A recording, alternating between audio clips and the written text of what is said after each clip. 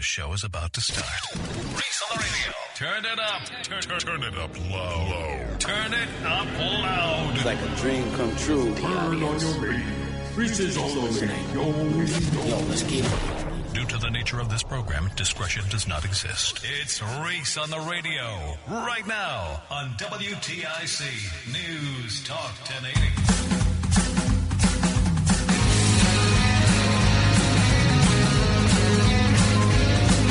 And now,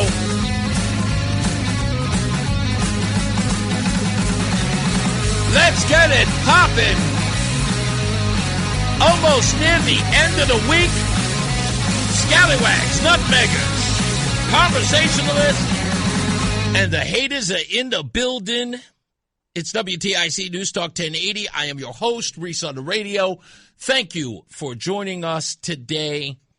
As we get closer to your weekend, I understand there's going to be some snowery, wintry mixy, some down the southern part of Connecticut. Good luck to you. I hope we don't get any of that nonsense up here. I'm done. The snow, done. Done. Over it. Especially dirty snow. I'm done with it. It doesn't look cute anymore. It's like, just overstate. The snow is like Beyonce. Overstayed its welcome. Seen enough of you. It was pretty for about a month. It's a little more than that now. I'm done. I'm just done. So hopefully, and I do mean hopefully, we can get past all of this. Move on. I've got to go to an event tonight. Ladies and gentlemen, put your hands together. Reese on the radio is going to go to an event for the Urban League. Oh, yes! That's right. Reese will be hanging out at the Urban League. I think it's a 100th anniversary at the Mark Twain House. I'm going down there. I just had a conversation with Stephanie. I just told him, I said, hey, just going to let you know, there may be some people there. They're going to give me some side eye. That's what they say in the hood when, they don't like you to give you the side eye. What's he doing here? I thought he don't like black people. The usual stuff. Like them more than you do, sister girl. Like them way more than you do. But I digress. I'm still going. I'm going to see what they're doing down there. I was invited to go, so I'll get down there. Jason said it only took 2 months for your complaining about the weather to begin. I love it. Welcome to Connecticut. I complain about the weather no matter where I am. When I was in Texas and I walked outside, it was 114 degrees in August. I was complaining then too. I want a comfortable 74. Hopefully that'll come soon enough. Not if you let Roland tell you, though. Roland is the worst. I told him, I said, hey, it's getting warm outside. Roland said, it's going to get worse before it gets better. Optimism. That's his middle name, ladies and gentlemen. Optimism is his middle name. I don't care. I'll get through it. As I always have to remember, you have to appreciate all days, even when they're cold. And, I appreciated the rain yesterday. You want to know why? Because I didn't want to take the car to the car wash. And then it rained, and the car was sitting outside in the lot. I got out there, and she was clean, baby. I was like, look at that. Saved myself $30. Clean. It's beautiful. You know how you get that grit on your back window? We've got a windshield wiper in the back. All of a sudden, I get out there, the rain and it's not a hard rain. It's been drizzling all day, and it washed off all the dirt. I mean, it's still dirty, but it washed it off in the sense of, not looking like I ran it through some sort of, off-road. So I looked at it and went, oh, look at that. I didn't even have to go out there and clean off the back. The rain did it for me. I was so satisfied. And I went to the car this morning in our underground garage, and I said, look at her. She's clean. Not clean, but you know what I mean. I was very happy about that. So there's some things you could just, you take everything with a grain of salt. There's a silver lining no matter where you look. So I'm loving it. Anyway, With that, I don't know if this guy's showing up. John Flynn. I don't know if he's showing up. He might, he may not. I didn't even give him the address. He was supposed to contact me. He was supposed to send me an email. Never got it. I don't know. If he shows up, he shows up. That's great. We'll have a conversation.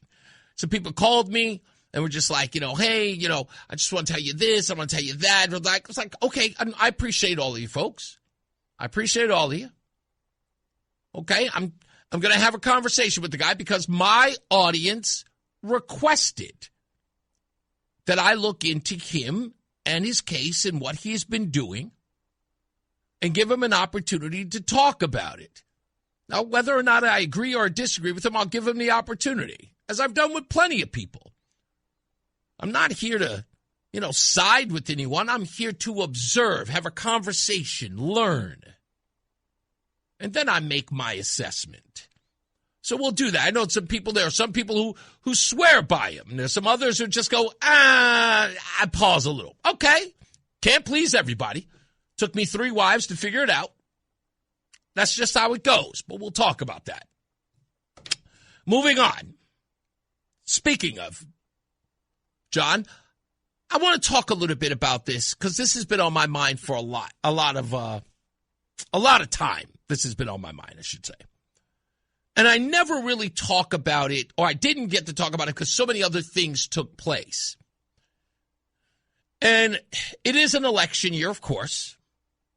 It is always election time in an election year, meaning it doesn't matter how far away from November you are. Once you're in the year of the election, you are in the election. And people talk about it ad nauseum, especially those who are enthusiastic about their side, Democrats. You know what I mean. And I was thinking about this as more and more developments come out of Georgia and the federal what do you call it? Raid for ballots in Georgia, Atlanta specifically. And you have all of these people screaming the old saying, there is no evidence of widespread election fraud. Donald Trump has said without evidence that there was widespread election fraud.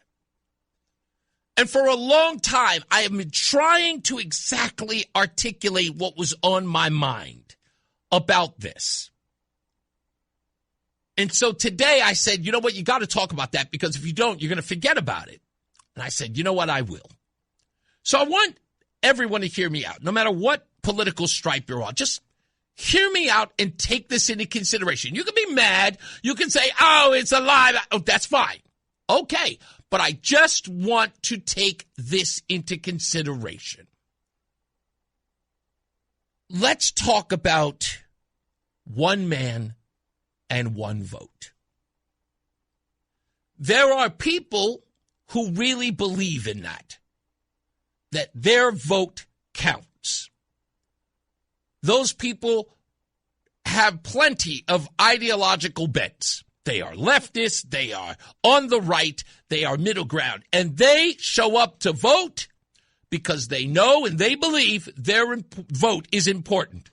It's important to vote. And those people, again, regardless of their ideological bent, they are patriots because they are exercising their civic duty and go down there to cast their ballot for the thing and the person that they believe in. I applaud you. I have to. Democrats, leftists, independents, and Republicans. I see you all equal in that respect. And I defend your right to stand by what you believe in, even if it's because you hate the other side. That is your God-given right. I got nothing against that. Now I got to go to the one man's vote means nothing.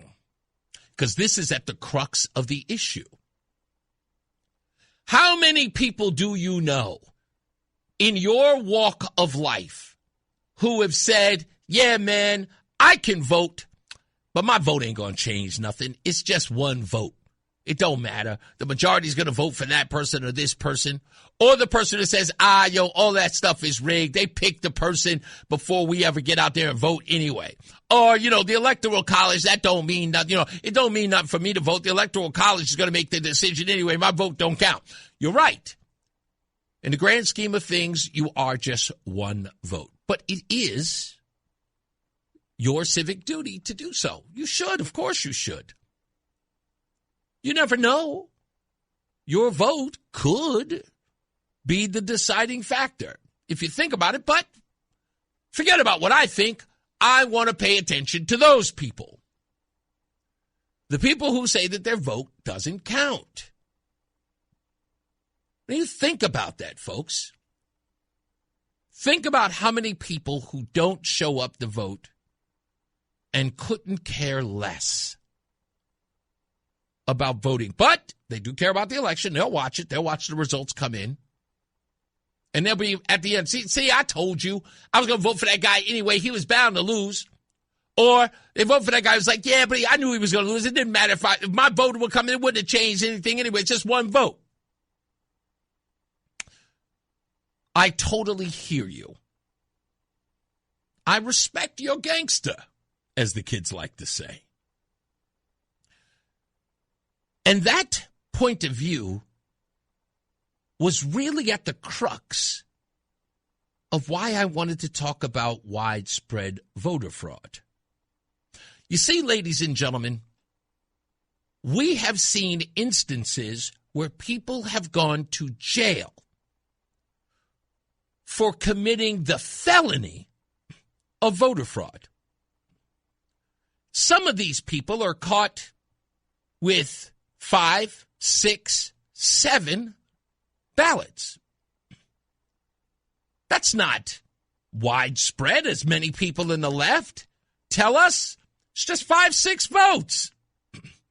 Even if it's 100, it's still nothing like substantial. That's what they tell us. It doesn't matter how many people go to jail for this. In Ohio, how many go to jail in Colorado, how many go to jail in New York. Doesn't matter. It's not widespread. It's ticky-tacky, they say, here and there. So I've got to ask this simple question. Why would something that isn't widespread, and it's only ticky-tacky, 5 votes here, 100 votes there, 20 votes here, why would they risk a felony conviction for votes that wouldn't change a thing? Why would they put their freedom at risk for just a couple of votes?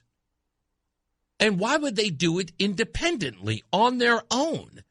Why would that one individual have such a grudge against the other side that they would only grab 5 votes and fraudulently place them in a ballot box? Why would they only mail-in ballot in their home state and then vote in person in the state they live now to just add 2 votes at the risk of being caught and getting a felony charge that would put them in prison? It seems like a really dangerous thing to do, to have no impact. Do you understand that? It would be like stealing a stick of gum knowing that the mandatory minimum is a year. You'd have to do jail time. Imagine a zero-tolerance policy where if you stole something from a grocery store, no matter how small or how big, you had to do a year in jail. No plea bargains. Why would you do it? Why would you just steal 1 stick of gum? Why would you risk it? I mean, if there was a mandatory year in jail, hell, I'd steal a shopping cart of food. But these people just steal 1 or 2 votes, maybe 4 or 5. Why are they doing it? And no one's ever been able to explain that to me. Primarily because no one's ever bothered to ask. So I'm asking. Please, someone explain it to me. It's a felony. For 1, maybe 2, hell, maybe 5 or 6 votes. If it means nothing, why risk it all? I think we all know the answer. We'll take a break. We'll be back. More news, more views. It's Reese on the radio.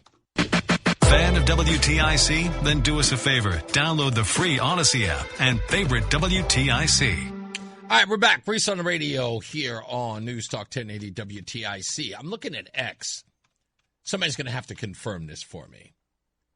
Someone's saying that there is a cyber cab in Stamford. Somebody videotaped it. I don't know which street this is, but I'm going to have to look it up. I'm going to have to confirm if this is true, that the cyber cab is in Connecticut. That may be Roland. I'm going to forward this to you. Let me see if you can tell me if this is the case. That would be a far stretch if it was here in Connecticut already. I don't know if I told you this, Roland, but I think the decision has been made. I think we're going to get one. I just think I don't know. I noticed some people saying, "Reese, don't do it." I may just have to do it. I will say this. Okay. I've seen like 6 or 7 Cybertrucks since you made me talk about it. That's kind of how it works, man. That's exactly how it works. I've never seen this many Cybertrucks driving. Now all of a sudden I'm seeing everywhere I look is a Cybertruck. It is not, listen to me, that is by design. It happens every time. When you buy a new car, all of a sudden you see the car that you're driving everywhere. Everywhere. Yeah, it's weird. But yeah, now you're going to see them everywhere, so you're probably going to ask yourself, look, listen to me. I'm telling you, just do it as, if you got nothing to do over the weekend, it's free. Just hand the lady your driver's license. You can opt out of getting any, like advertisements or things like that, spam mail. You can opt out of that. Oh, I did have one question. Yeah, sure. Is there a time limit on the test drive? No, on the letting the car drive you? No. Like if you go to down south and it's like an 8-hour ride, it'll just take you the whole 8 hours? It's so wild. Now, you're going to, I don't think you have to sort of reprogram it at every stop, because according to everything I've read on it, let's say would you say South Carolina? No, like Virginia. Virginia, okay. In fact, Roseanne did that. She put in a trip. In fact, Beatrice, the attendant, was doing it for us to go to Woodbridge, Virginia. And what it did was, which is interesting, you have to tell it, get me a route to Woodbridge, Virginia with supercharger stations en route. And it will map the whole thing out and set you up. Now, according to this thing, what it will do is get to that location, park for you. Now, you have to get out to, of course, attach. Mm-hmm. But once you are charged up, which I think each one, if it's a good day, takes about 20 minutes to 45 minutes, something like that, to charge up. And then you get back in the car and you continue the route, and it'll drive you the rest of the way. And how long does it need? How long before it needs to get charged? The car that we were in looks like it was somewhere around 250 miles, but I think it's a little more than that.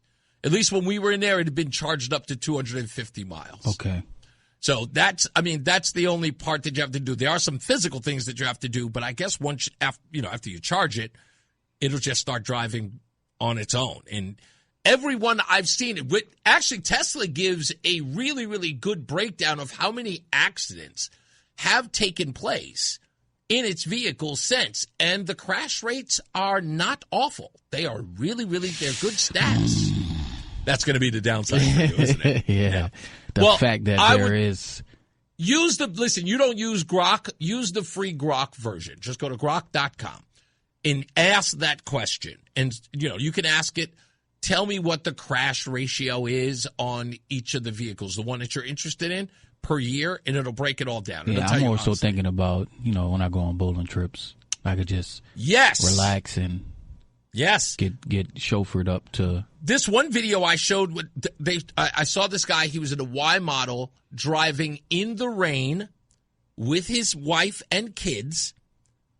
They were doing 68 miles per hour, and it was a lot of rain. We're talking torrential rain. It was doing 68 miles per hour, and it was on a road where trucks were, like 18-wheelers. Yep. Have you seen that video? I have not. You have to see it. In fact, I'll find it and I'll forward it to you. That's scary, though. And no, even when I'm watching it, I'm scared. His kid is in the background going, Daddy, how fast are we going? I'm just like, too fast for you, kid. Yeah, that's when I would have to manually take over. Right, and I totally get that. And there have been other videos that have been showing, like near misses, so to speak. Ooh. So, and they are interesting. One guy was wild. He was, at a turn. He was waiting for his opportunity to turn, and the guy got distracted and rear-ended his Tesla.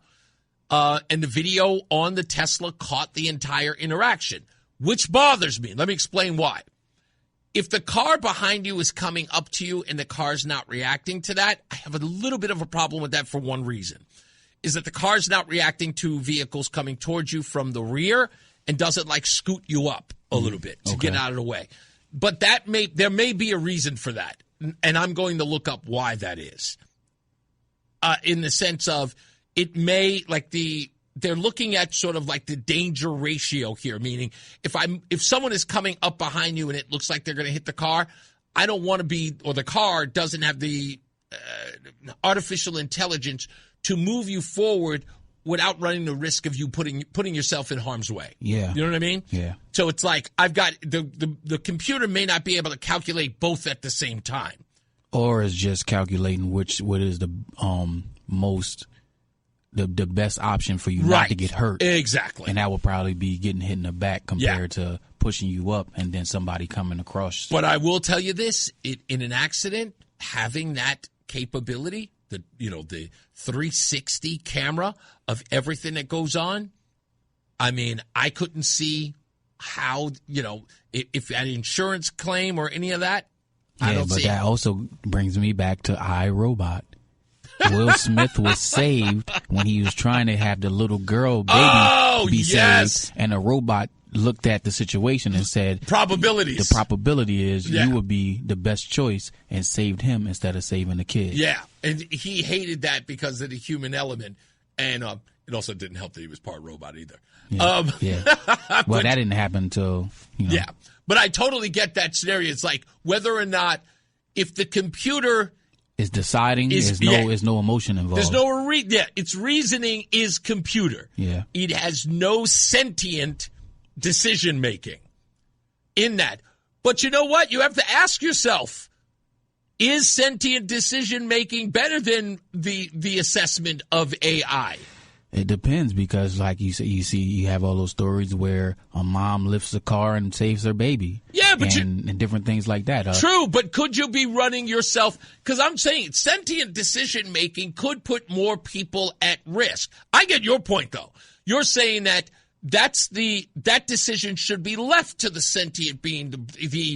The calculus of an AI is going probability. 20% chance that survival of both individuals will happen, and therefore makes that. And that's what the iRobot thing was. And you should have the choice to say no.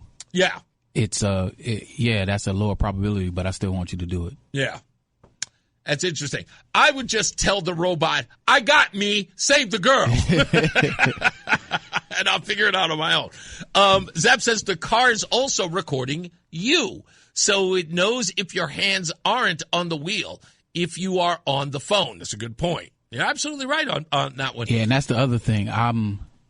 With all this, I know I got to get with the times, but I'm still, even though I'm young, I'm stuck in I like being able to do things myself, and I hate being monitored or micromanaged, or I totally feel like they're watching you every move, because I may want to. I get you.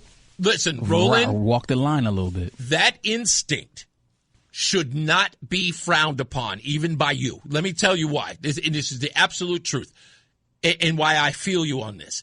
It took me forever to resolve. I mean, to get to the point where I got a debit card or a credit card. Oh, yeah. I kept. You went to the bank to get your money. Man, I wouldn't do it. I still have a friend like that. It wasn't even the RFID thing. It was just like I could not deal with someone else having control of my finances, the cash being in my hand. It's not that I didn't have a bank account.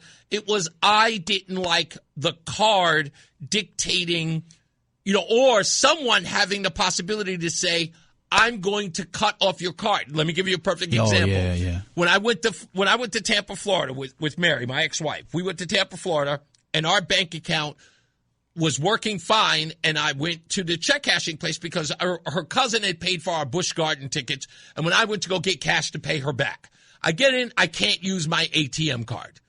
And then I got to go inside the bank, and I go, hey, what the hell's going on? I know there's like at least $1,500 in my checking account. What's the deal?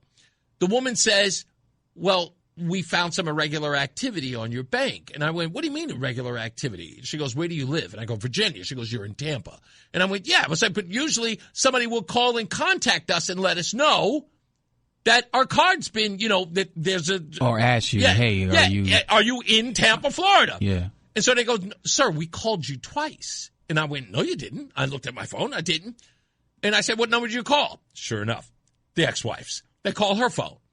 Turns out she didn't answer the phone. You want to know why? Because she thought it was her student loans calling her back. Yeah. So she ignored the 800 number. Yeah. I looked at her. I was like, pay your bills. What do you mean you didn't answer the phone? She goes, I didn't know who it was. Just answer the phone. And that's the part I never liked about it. It's that someone has that control over your money. Well, now what they're saying is you're supposed to call before you even go on vacation. Exactly. Say, hey, I don't need permission. I'm going to be on vacation from this day to this date, and I'll be in Florida. So if you see any transactions, it's fine. Another time it happened to me, and I'll tell this before the break. This is insane. So my friend's two daughters, they consider me their godfather, and they went out and they were doing chores for me. And then I went to go pay them $20. So we stopped at 7-Eleven real quick. And I stopped at 7-Eleven. I got them all ice cream. And then I went down to the bank to go get out $20. And sure enough, my card was stopped. I couldn't pull out the cash. And I called the bank while I'm sitting in the ATM, in the drive-thru. And I said, what's going on? And the guy says, did you go to 7-Eleven before you ended up at the ATM? And I went, yes. And they go, okay, we just want to make sure. Usually, when somebody wishes to access your bank account, they will make a small transaction. I didn't know that. And then go for the big dough. Yeah, then go for the big dough. And I went, that's a thing? And they go, yeah, that's the reason. I'm like, again, no alert. Yeah. Just did it. And I'm like. That's why I switched from Bank of America.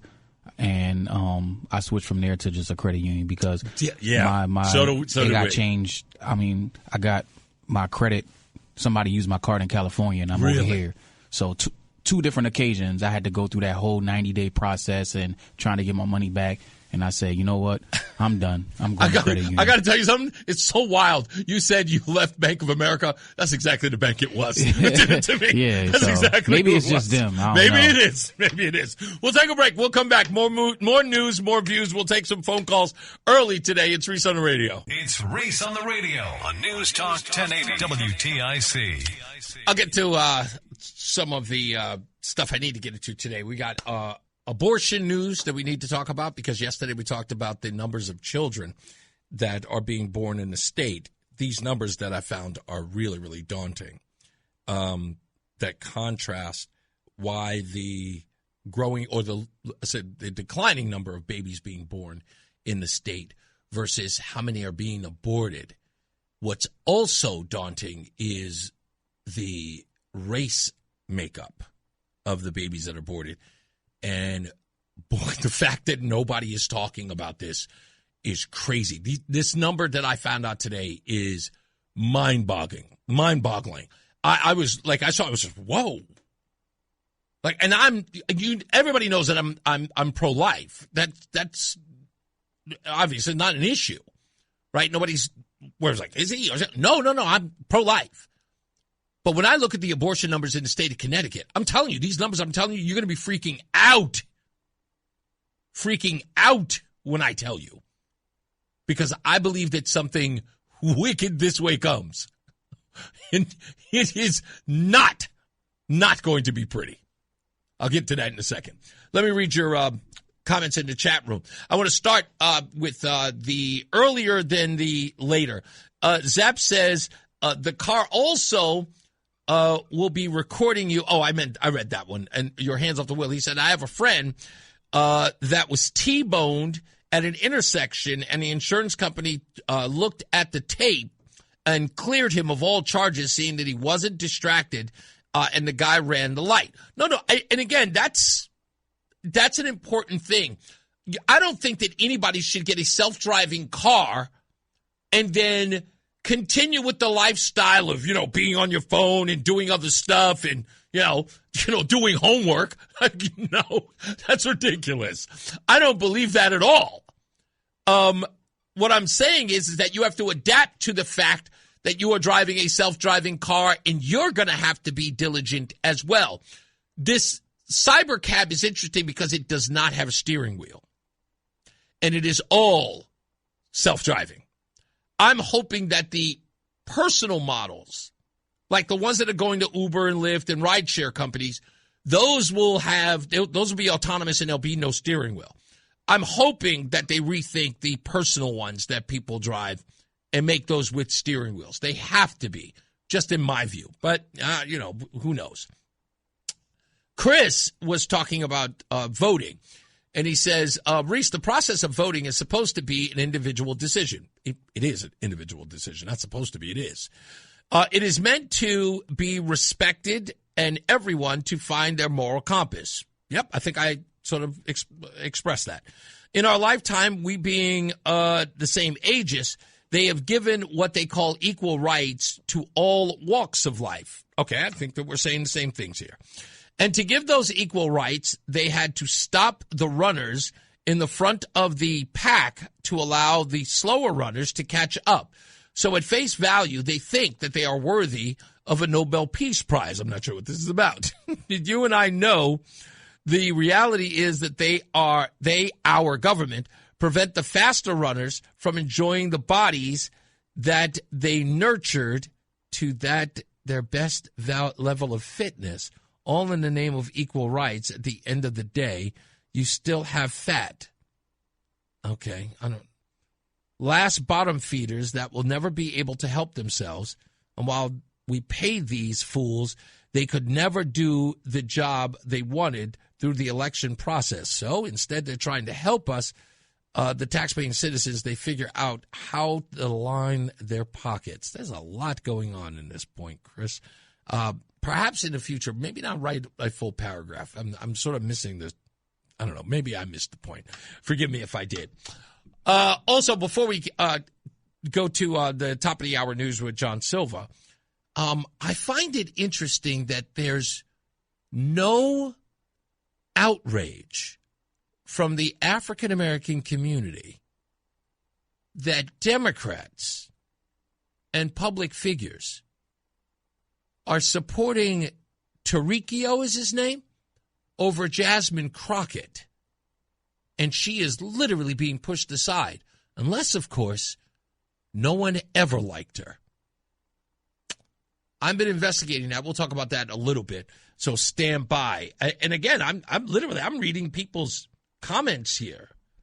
James Tellerico from Texas is the Republicans' worst nightmare. I love what he's doing, they write. What about Jasmine Crockett? There's no faith in her? Let's get to the top of the hour news. John Silva, he's in the WTIC newsroom. We'll be back.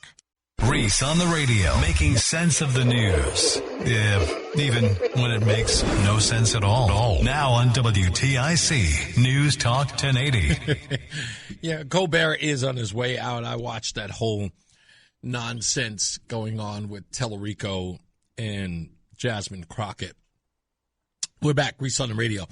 And I got to tell you, this is the thing that I find extremely fascinating. It's the selective support of Jasmine Crockett that's very evident today.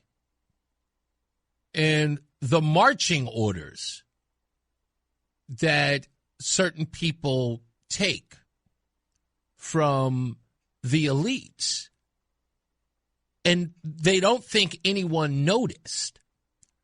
It was months ago we were told, when it comes to Jasmine Crockett, that she was the future of the Democrat Party.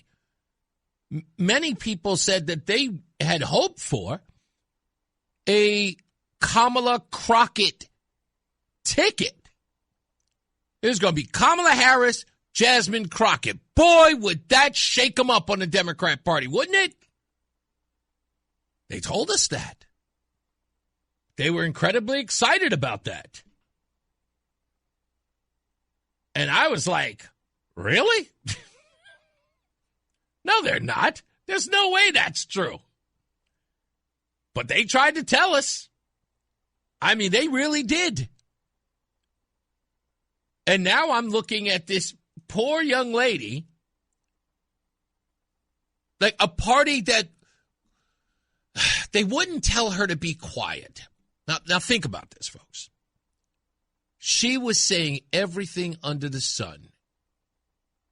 She was as ghettoed out as she could be. I had to literally pull you people off the ledge on this woman. As you were saying all the time, can you believe this Jasmine Crockett person? Did you hear what she said here? Did you hear what she said there? What did I tell you? What did I tell you? I said, guys, she's of no consequence. Soon she will totally, like her usefulness, up in very short order. After a while, she'll be of no use to them because that's what they do. That's what they do to these folks. They go out there and they self-promote and, Jasmine Crockett, they say all the nice things. Do you think she's the future of the party? What did they say? They were, no. They wouldn't insult her, but they were like, no, of course not. No. We have plenty of leaders, they said. We knew everybody was embarrassed by this young lady, but they couldn't say it because you're not allowed to say anything horrible about women of color. No, you remember, respect all women of color. Here's the crazy part. Nobody wants Jasmine Crockett. She ran for Senate. They quietly told her, don't do it. She said, I'm going to do it anyway. What you going to do, stop me? And Democrats said, yes, we're going to stop you. That's the reason why Tellerico. And I'm watching black people praise Tellerico and act like Jasmine Crockett didn't even exist. Hey, what about that black woman? Which one? Who? There's a black woman? The one you were just raving about a week ago. No, that wasn't me. Mark Halperin. There's a strong belief in the Democratic Party that the party should not and will not nominate someone for president who's not a heterosexual white man. There just is. And what's interesting to me about that reality is, in my discussions with Democrats, who feels about that the most strongly? That the Democrats should not and will not nominate anything but a white man for president? Non-white men, gay non-white men, women, people of color. They feel as strongly as anyone, and women in particular, say we should not and will not nominate a woman. Now, that's not dispositive. The nominee might not be a straight white man. It's not dispositive. But you'll notice that the two people I have is easily at the top of the list are straight white men. And where does this come from? It comes from particularly losing to Donald Trump twice by nominating, in one case, a white woman, and in one case, nominating a woman of color. They just feel strongly. So I have to factor that in. And that's not just my sources.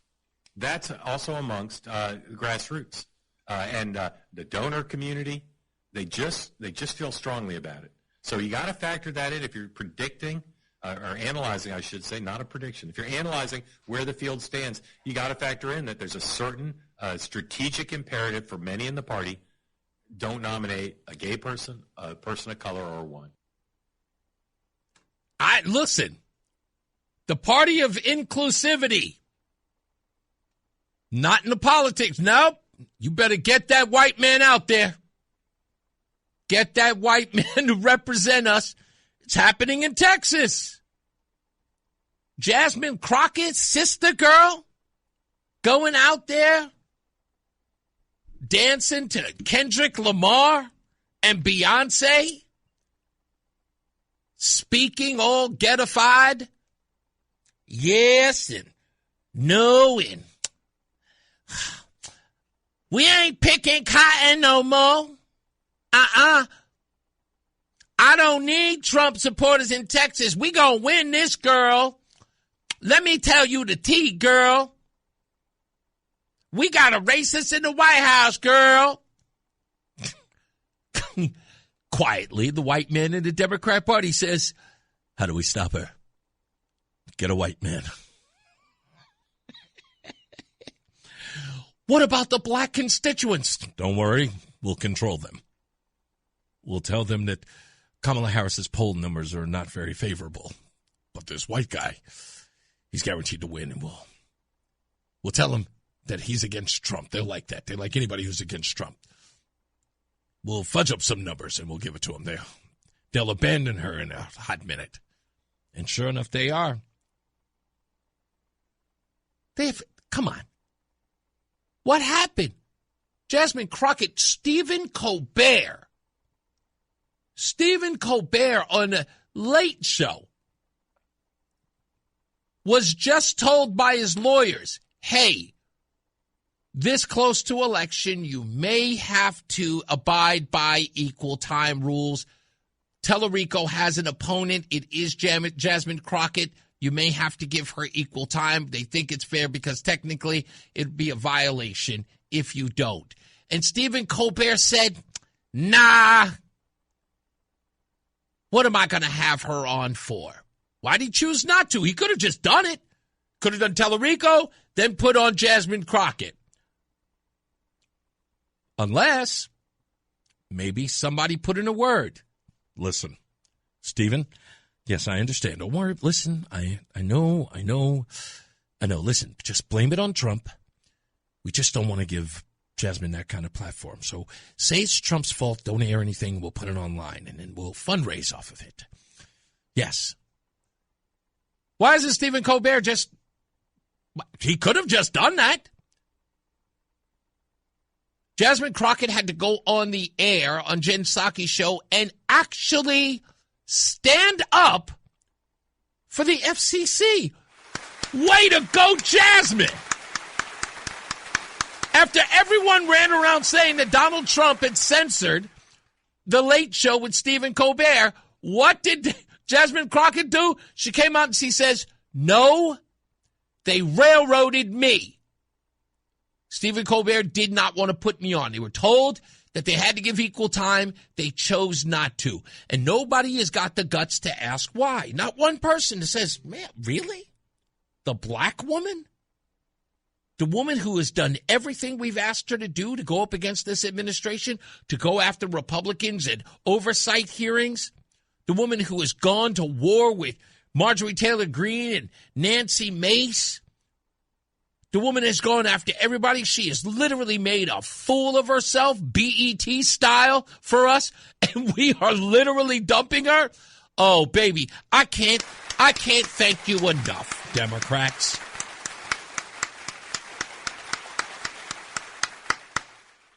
Thank you. I love watching you do this. And again, not one person has stepped up for. Where's Black Lives Matter? Where's the NAACP? Where's any organizations? Not one. They're sitting up and just going, yeah, look, we're just going to sit this one out, Jasmine. It's okay. It's all right. You ran a good fight. It was nice having you, sweetheart. You get a job on a podcast or something. It sucks, but it's true. Don't be mad at me. I didn't do it. Y'all are doing it to her. This guy's driving a stake through her heart. Sad, but true. Damn, he raised a lot of money. You're absolutely right here. Yeah. Yeah. That's right. White Texans are going to support Tellerico. White liberal Texans, huh? Is that what you're telling me, big guy? White liberal Texans who believe that we have a diversity problem in this country? White liberal Texans who believe that black and brown people are constantly looked over? White liberal Texans who believe in DEI can't possibly risk it with a black woman because the white man can fundraise better and is a better challenger for what? Wow. It says everything. And here, by the way, this text message I'm getting is from a black man, a black nationalist. And he's saying, I agrees with the white man. We got to have a white person there. And these people don't think that they're sellouts. These people don't think that, wow, what kind of soft shoe nonsense is that? Sellouts.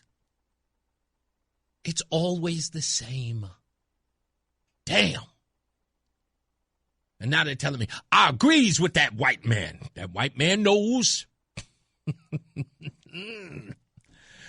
Boy, do they sell out their own race. They'll do it in a heartbeat. That's why, again, it's no different when it comes to me. They'll sell out anybody.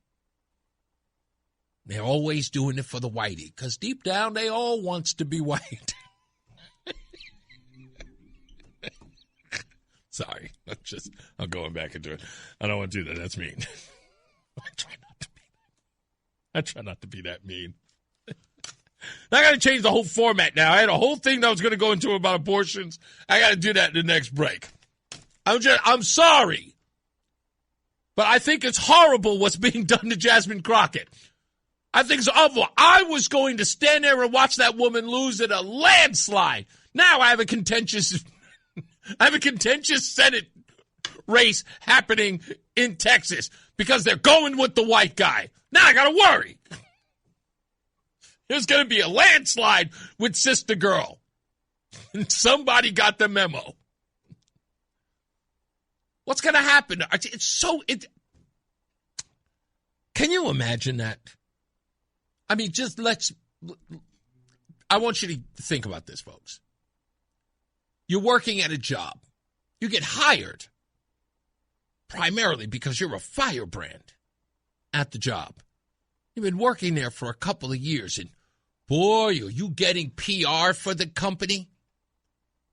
You know, you're the upstart black employee, and you are getting notoriety. You may be a little unconventional, but people are recognizing your brand and that employee. You look really, really good because social media is banging. Everybody's raving about, yeah, screaming, that's the next CEO. And then all of a sudden, Tellerico walks in. And someone in the office turns around and says, all right, listen, here's what we're going to do. We're going to give Jasmine a desk job.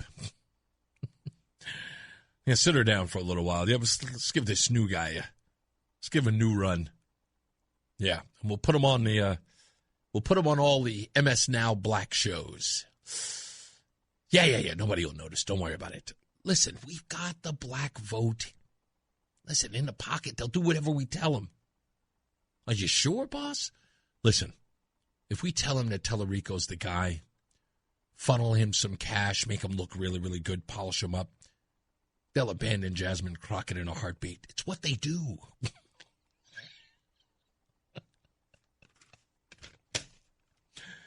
And here's the thing. Don't be mad. Tell the truth. Who told you that? Who started here at WTIC and told you that? And said that it was always the case. They can call me double agent if they want. But you know what? And this isn't anything. I'm not some prognostic, and I'm not Kreskin here. There's a pattern of this behavior. And a perfect example, look, you had it just recently, right? You had it last November of 2025 versus November of 2024. Barack Obama is all you needed to know. Barack Obama, vote for sister girl Kamala. Then he got to New Jersey and said, vote for the blonde white woman. Hey, Barack, there's a black woman running against him. Yeah, forget about what I said last year. I mean, it's nothing. And that's all it is. Jasmine Crockett is going through the Spamberger effect. That's all. She's no longer useful. That's it. Because when they're done, they're done. When they're done with you, they are done with you. And they used her up. I mean, they wrung her out like a dirty rag. It's like, thank you. We appreciate your service. No pension, no gold watch, no nothing. They'll disavow ever knowing her. She'd be like Mission Impossible. Should be standing there. And guess what? Here's the worst part. You want to hear the crazy part? Here's where it goes crazy. Once Jasmine Crockett is done, she's gone, she's over, she's out of the spotlight, right? The news is no longer covering her. Guess what she'll do? She'll go on a tour, she'll write a book, and she will prop those same people who used her up. That's exactly what she'll do. She will prop them up. She'll continue to she'll begin to fundraise. She'll show up at events for everyone in the next one. She'll be treated like a rock star because she will go for every crumb. She won't even turn on the people who turned on her. She will be a loyal foot soldier even after they have washed her up and kicked her out. Because that's the plantation, baby. That's the plantation. And they will keep giving her a little Negro crumbs so she can stay fed.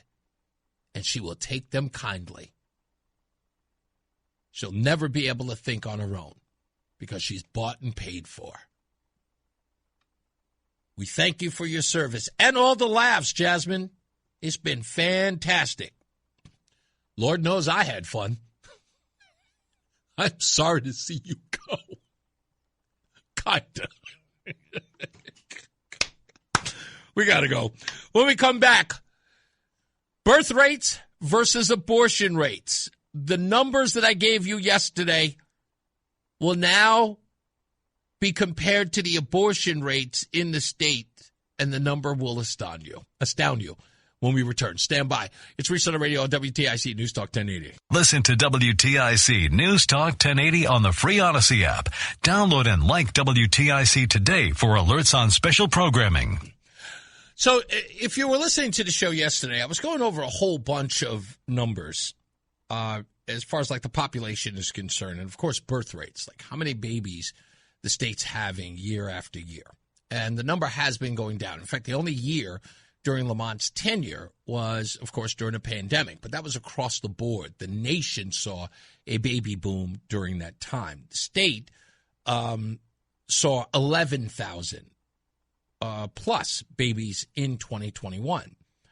But the trajectory for his entire tenure has always gone down. Also, the fact that he has promoted nothing along the lines of family growth in the state.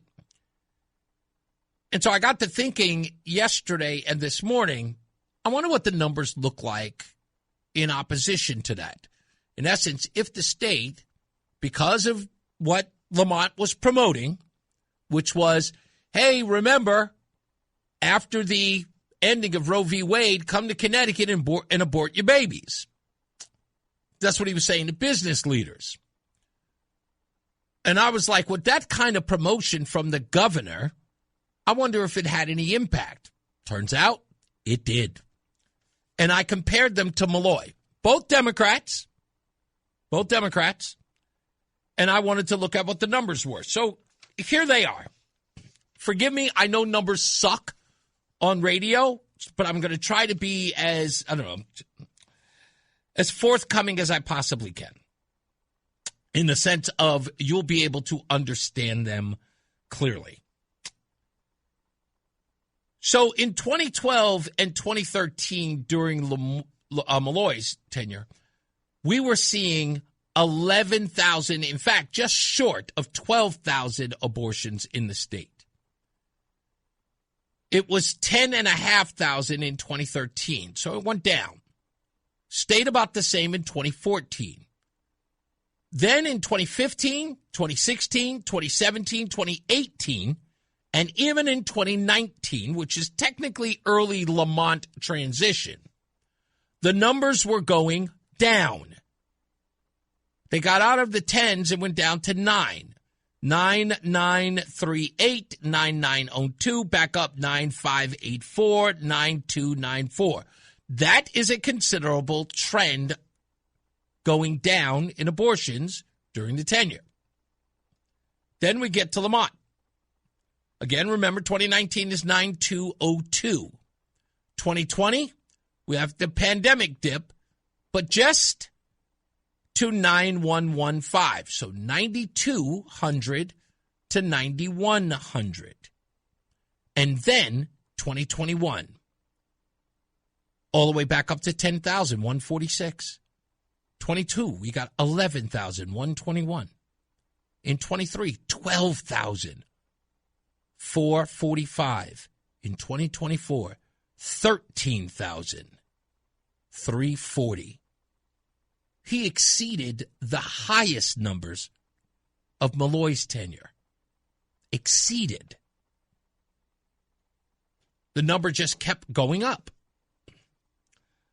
So, just for giggles, I said, I wonder who's affected the most in that space of abortions. For those of you who do not know this about the state, this information may be informative in some way, but I think to this conversation, I just think that we have to actually address this number. So non-Hispanic whites in this state is 395,000. That's women ages 15 to 44. Non-Hispanic blacks is 86,400. Hispanic, 152,600. And Asian or other, about 62,000. Again, the reason why I'm giving you women, because, of course, they are the ones who can have an abortion. So those numbers are relevant to all of that. Now let's get down to the brass tacks of the abortion numbers. And this should scare the hell out of anyone in the black community. In 2018, the last full Malloy year, non-Hispanic white women had 3,351 abortions, making up 56% of that population. Remember what I said, 395,000 women, white, ages 15 to 44. 3,351. The African-American population is 86,400. That makes up 12% versus white women, 56.7% of women. 12% versus 56. 3,551 white women had abortions. Black women, 2,809. Again, we are looking at 3,351 versus 2,809. That is a difference of 368 between the two.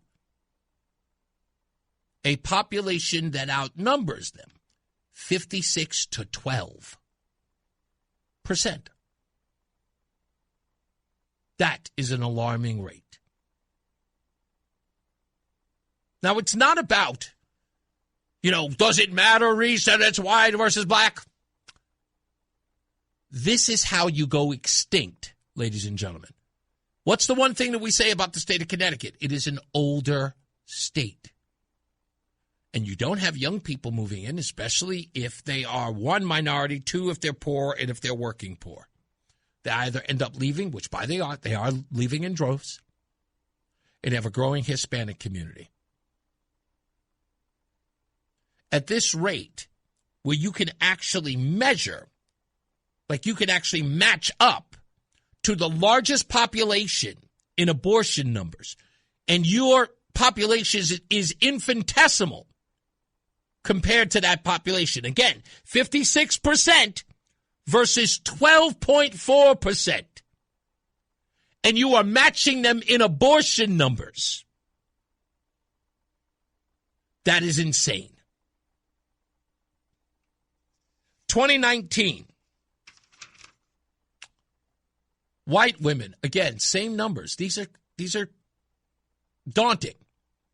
In 2019, white women, 3,122. Black women, 2,754. In 2021, white women, 2,747. Are you sitting?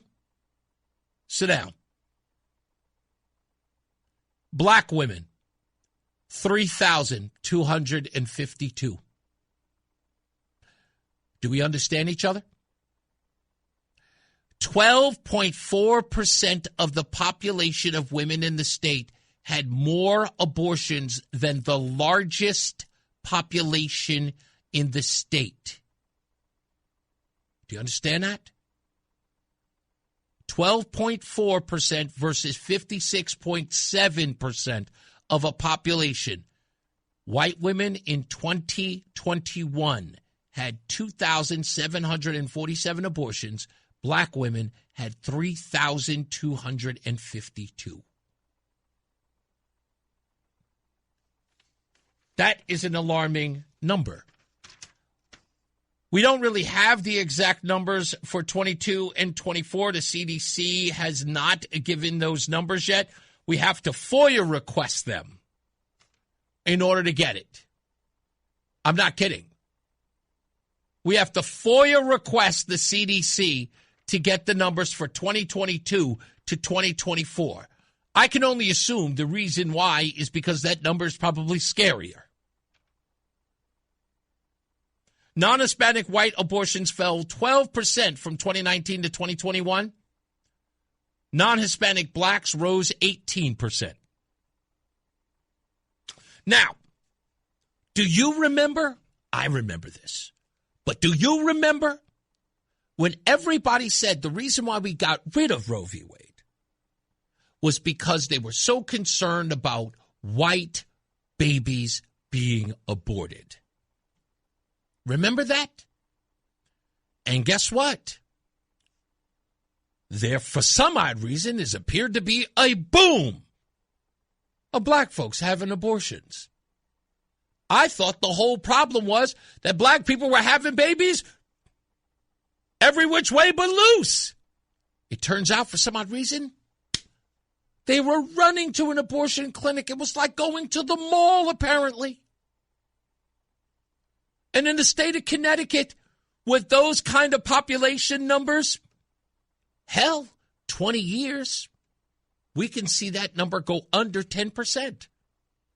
In fact, I predict it. I predict that the African-American community will drop to 10% in 20 years. I'm stating it right now, if not before. The fact that that number kept growing and growing and growing. And again, I kept looking at it, just going, there's no way. I had to look at it 3 times. I had to look at that number 3 times. How could 12% of the population have more abortions than the largest? We're talking about a population that's 4 times its size. 4 times its size. and they're aborting their babies. Again, still, I can't get it. Still don't get it. Somebody's going to have to explain it to me. And my concern for it is like, how am I the bad guy? I have the concern for it, but I'm the lunatic here, and I can't figure it out. It's 180 degrees out of phase. Makes no sense. But there you all are. There you all are, and saying, you know, and crazy part about it is, I guess what the argument always is.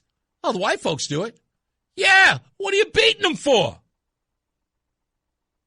What is that? It's not a race.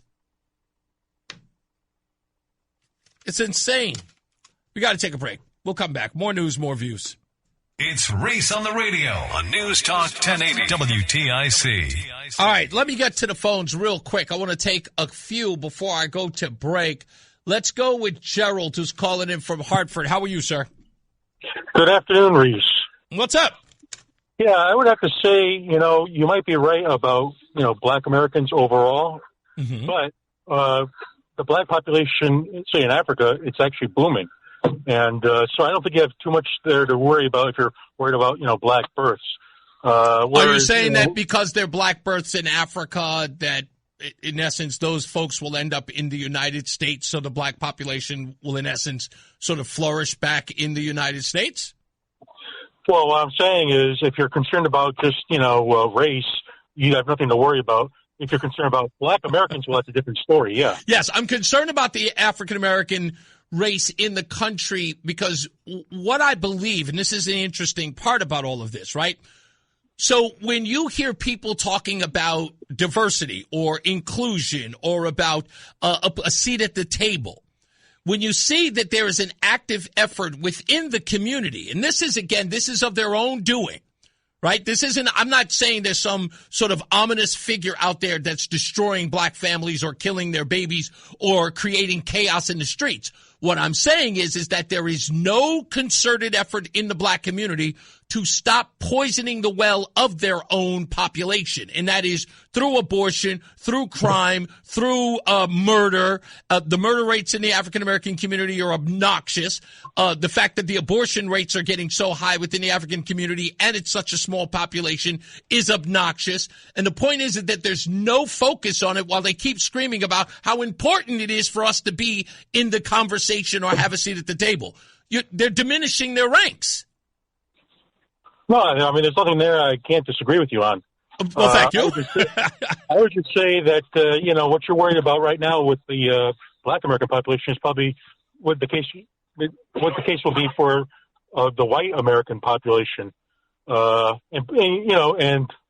don't like, listen, with all due respect, I don't like it. I don't like the fact that abortions in general are celebrated as if they were, you know, taking a trip to Disney World. That's in and of itself an issue. What I'm pointing out is the hypocrisy that is going on in the African-American community. We're saying that, look, we're becoming extinct, and then ignoring the things that are making them extinct, which is, again, by their own hands. No, I agree. There's nothing I can disagree with you on that. Unfortunately, you know, a lot of it's due to ignorance. Indeed. And the fact that, you know, you had the race hustlers and whatnot. You just had Jesse Jackson who passed away. Mm-hmm. And, you know, those individuals, if you look to them as being leaders and spokesmen for your community, well, I mean, kind of leads to this because. Indeed. Yeah. And so I agree with you. There's not much you can do at this point. I mean, it looks like slowly, at least black men in this country are slowly waking up to, you know, what's happening, you know, since they turned out in bigger numbers than they ever have in decades. That's the beauty. You know what is the beauty of it? I'll tell you this. I like the fact, and you pointing it out is absolutely the point that I'm making. I know that sentiment is growing within the African-American community, that they are no longer being race hustled into diminishing their ranks. They are realizing that the wool has been pulled over their eyes for so many years. And that's promising.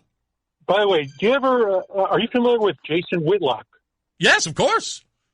Well, I love him. I watch him just about every day, and he's been great on this whole subject matter. And he says that a big problem is that black women have too much say in the black community, and they're the ones who are really running it rather than the black. And the men have to reestablish, their role in. Yep, exactly. Listen to me. There must be a leadership switch within the African American community where the fathers are in charge and men are in charge again, and get out of the matriarchy. And that's been prevalent within the African American community over the last 50 years. And the other thing I have to say is, unlike most other races in the world, the one that actually is really shrinking is the white. Oh no, I'm well aware of that too. I got to take a hard break, but thank you. I appreciate you, buddy. Yeah. You got it. Let's go to let's get to our first check on traffic and weather. Mark Christopher, he's in the BPS Lawyers Traffic Center. Hey, Mark. It's Reese on the radio. And don't say we didn't warn you on News Talk 1080 WTIC. All right, we're back. Reese on the radio. Coming up real soon, we are going to have John Flynn, who is in the studio. We'll talk to him about his ordeal in the last couple of months. I think it's been now. We'll talk to him. We'll get to, of course, all of your phone calls. Now, I know everybody is on here, from Bob to Patty to Ken.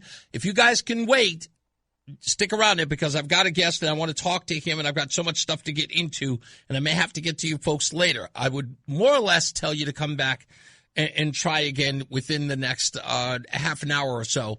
But I really want to get into it with John here. Plus, John and I have never had an interview together before. And, I'll put it to you this way. John reminds me of somebody, and I'm going to bring it up to him, and I'm going to see what he says to me when I bring it up to him. Because it's a compliment, as well as he might not take it as a compliment. But I hope he understands that it's not a bad thing. It's an endearing thing. We'll get to that with him in a second. We'll talk about, of course, one, what happened to him, two, what he's working on, some of the controversy that is related to some of the stuff that he's gotten into. And we'll try to have a sort of thought-provoking conversation about what he's done, because a lot of people love him and support him. And are concerned about people coming after him in a way. He sort of embodies what a lot of people in the state believe is not just a conspiracy, but a conspiracy to shut people down. And that's the reason why he's here. When my listeners tell me that I should be talking to someone, I trust you, and that's why he's here. And so I guess he will either convince me or not of exactly what he's talking about, but I'm going to give him a chance to do that. You do know, like, there's no cursing. I've seen your stuff. You're a very polite and well-mannered individual. But don't now. Yeah, but not here. I'll protect the license. We'll get to him in a little bit. Let's get another check of our weather and traffic. Mark Christopher, he's in the BPS Lawyers Traffic Center. Hey, Mark. It's Reese on the radio on News Talk 1080 WTIC. All right, we are back. We are live. It's Reese on the radio. My guest today is none other than, I guess, a fan favorite to a lot of folks who listen here. Mr. John Flynn is here. Thank you, Reese. I appreciate you. Now, you are a controversial figure. It goes without saying. You are going after some big names for a lot of things. Primarily, I think your focus has been a lot on not just fraud, but bribery and just malfeasance all across the state. People consider you a freedom fighter. I think one of my listeners, whom I trust, is very, very confident that the stuff that you bring to light are things that not only that other people aren't talking about, but should be talking about, but you allegedly, but they say that that in essence that you are bringing to light things that are important and relevant. You do have your critics. In fact, one of the critics I spoke to of you actually said glowing things about you. If critics you are believe it or not. No, but this person said, which I thought was a great compliment, is that John goes after things in a way that most people don't, and it can be reckless. However, it doesn't mean that he's not pulling at the right thread. That is a criticism I know that you get a lot. What do you say to that criticism? Because in essence, it's kind of a left-handed compliment. They're not saying that you're a bad guy. You do. Oh, yes. Right. And I get them thinking. what do you say to those people who say that you go about it the wrong way? Because, look, you're talking to Reese on the radio. A lot of the people don't know the facts. Right. And they haven't done a deep dive. Right. They don't know who they don't know who Judge Horn is. They don't know who Judge Nathan is. They don't know who Judge Reed is. They don't know who Judge Oliver is. And they don't follow what's going on in the courtroom, right, which nobody follows. Yeah, so it's because no those are lawyer deep can dives. talk about it. Yeah. They'll never be hired again. No, it's a deep dive, and that's the thing that you are commended for. In fact, when people talk about you, is that you really, really do get into what many would consider the boring weeds, but you go in there nonetheless. It's like because you find it relevant. It's like, it's look, relevant. I'm sorry that this may be long and drawn out, right. But it's important to, like, in order for you to understand, I need you to understand every intricate detail into why this is going here and this is going there and why this is happening. So that's why I say it's a good left-handed compliment in the sense of, and I think what they're talking about is not just the information that you give, but it is like lawsuits, things like that, and people are saying that those things are sort of not just heavy-handed, but I'll use the term they use, reckless. It's not reckless, in my opinion. Okay. I mean, if you look at everything we're doing, which is a lot of different things, we just intervened in the Dooley case, which is the DOJ going after Stephanie Thomas. I intervened because they have no idea what happened, the DOJ. I've been complaining to the DOJ for 25 years. I was a whistleblower against Bernie Madoff. Guess what? We never got an answer. I filed a 125-page report back in 2001. The guy died last year. No input from the FBI. Nothing. We have 1,200 cash stolen checks. The problem with the stolen checks in that case is that attorneys cashed them and then claimed to be my attorney that I don't know. So when we went to court, they said, oh, well, this is protected by attorney-client privilege. I said, excuse me? How? I don't know this person. I never wrote them a check. And how could there be 1,300 of them? That's a lot. These are checks that you were supposed to be awarded, or? No, this is my checkbook. Oh, your checkbook. Ordered. Now, keep in mind, Bank America, Jim Himes' largest donor. Okay. Jim Himes is perhaps allegedly. Is that a fact? Is that, by the way, is that his largest donor? I have 350 lawsuits over it. Okay. So it's not like I'm not putting it in when you say his largest donor, what do you think? Bank America. No, I understand that, but you're saying that. Well, this year, no, he's got 4 other ones that are bigger. Well, saying that it's every year. Saying that they're his largest donor is saying that the reason why, because you've gone after Jim Himes and Bank of America, so you're saying that somewhat they're in cahoots. No, I think view. the Bank of America came first, and then Jim Himes came was elected in 2009. Okay. And then he stalled the investigation for 5 years. Allegedly. And, but I have all the documents, so I can... Okay. I'm not worried about anybody unless it's me. adjudicated. I mean, as far as I'm concerned, I'm just saying. Your risk. Thank you. You ain't putting me at risk. That's right. It's allegedly. All right. Cool. That's my middle name. Just so everybody, I just want to make sure that everybody knows. Allegedly. Now I'm going to put it at the end of every sentence. Anyway. Exactly. Let's get to the crux of why you're here, because, of course, one of our listeners brought it up to me a couple of weeks ago and then followed up with me and said, hey, had we gotten anywhere? And I was doing a lot of background because I didn't want to come in here sort of like. Yeah, let me give you the background. Well, hear me out. Cool. I kind of want to direct this as for my own reason. I just want to make sure that we're structurally doing this the right way. So the way it was presented to me was that you were being unjustly held in a mental facility against your will. Correct. And they had lured you in by suggesting you had committed a crime to only get you into a facility, and then those charges were dropped. False arrest. It was a right.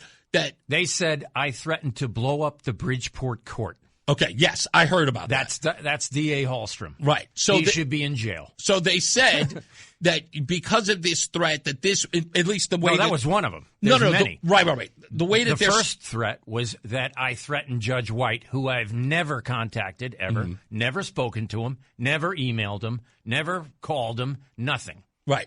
And so this was sort of the precipice into charging you with something to get you into a mental facility. So they said they had a warrant from Judge White, which doesn't exist. They never had it. They completely lied. There's no record of this. There is none. Okay. They're on record saying there is none. Okay. So we don't have to worry. But when the state police says, I have a warrant for your arrest, come in. Yeah. You're saying, well, how's that possible?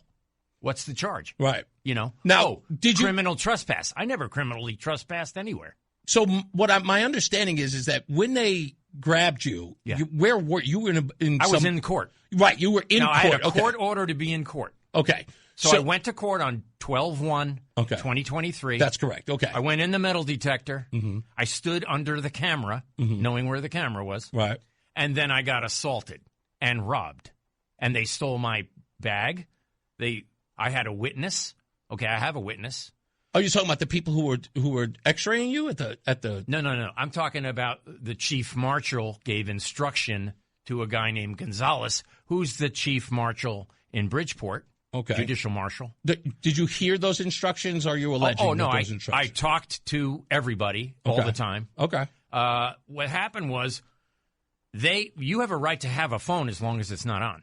Okay. You can't record in the courtroom without the judge's permission. Sure. Well, my phone was off in my bag. Okay. And I ask every time I go to court for permission to record in court. Okay. Why? Because they're denying me the transcripts. Okay. So here we are. So you just wanted we have a personal... DA saying, Johnny Flynn threatened Judge White. I'm like, I never threatened Judge White. I said, not happening. Right. So you wanted a record of that to make sure that no one could accuse you of something. So here you go. You can't get the court records. Right. I can't get a single police report since 2000 from anywhere. Before we go off to the weeds, I really want to understand this whole thing about, so the arrest takes place. Right. So let me talk explain. to me a little bit about that. Okay. They arrest you, and then they say we need a 5456D, which is a court to have Dumas evaluate you for mental health. Okay. Okay. So in essence, because of the so-called threat, to find out if you're mentally... Right. They're like, hey, Mr. Flynn, you own a firearm? No. Right. Okay, Mr. Flynn, are you a danger to yourself? No. Are you a danger to anybody else? No. Right. You're like, okay, so what's going on? Well, I was running for U.S. Senate at the time. Right. And I was very open, and I have many cases that we've worked on. Right. And I sued Richard Blumenthal, Murphy, Himes in 2022 for election fraud. I'm alleging a lot of serious things. Sure. Okay, so, and then I sued the Secretary of State quite often. And I collected signatures to get into the Senate race. I gave them to them. They destroyed them. They gave them to Hearst Media. They wrote a smear campaign. Okay. The same smear campaign they used on Ethan Book. Okay. The same smear campaign they used on other Before people. we get into the weeds on this, Right. I just want to get to the arrest part, because this is important. Right. So you get to the courthouse. I get a phone call from the state police. Okay. Okay, we want to arrest you over a YouTube video. Yes. Okay. Okay, I say, okay. That's my video. Okay. Yeah, the guy was wronged. The guy in the video was sitting next to me, and we had a lady on the phone. And the discussion, was about the Stanford Superior Court being, as according to Ronald Reagan, the most corrupt city in America is Stanford. Okay. So we went down the road of the guy being a whistleblower. Okay. Sam Magliari. He's in jail 575 days. Okay. Illegally. Right. He didn't commit a crime. He committed a misdemeanor. Right. Okay. So how do you hold a guy? So you're having this conversation on a YouTube video, and this him. is the thing that this is the thing that they're saying you committed a crime. Correct. What was the crime? I urge everyone to go and watch it. Okay. It's on YouTube. We couldn't find it. I never took it down. Okay. We It's couldn't still find out it. there. So wait a minute. So they say that video is the commission of a crime. Right. And that is the reason why they have a warrant for your arrest. Right. And you may not want me on the show to go down that road. Okay. No. It's just because I need to get to this. There's a Right. reason why I'm asking this. Okay. So they go down to the courthouse, and this is where they bring you in.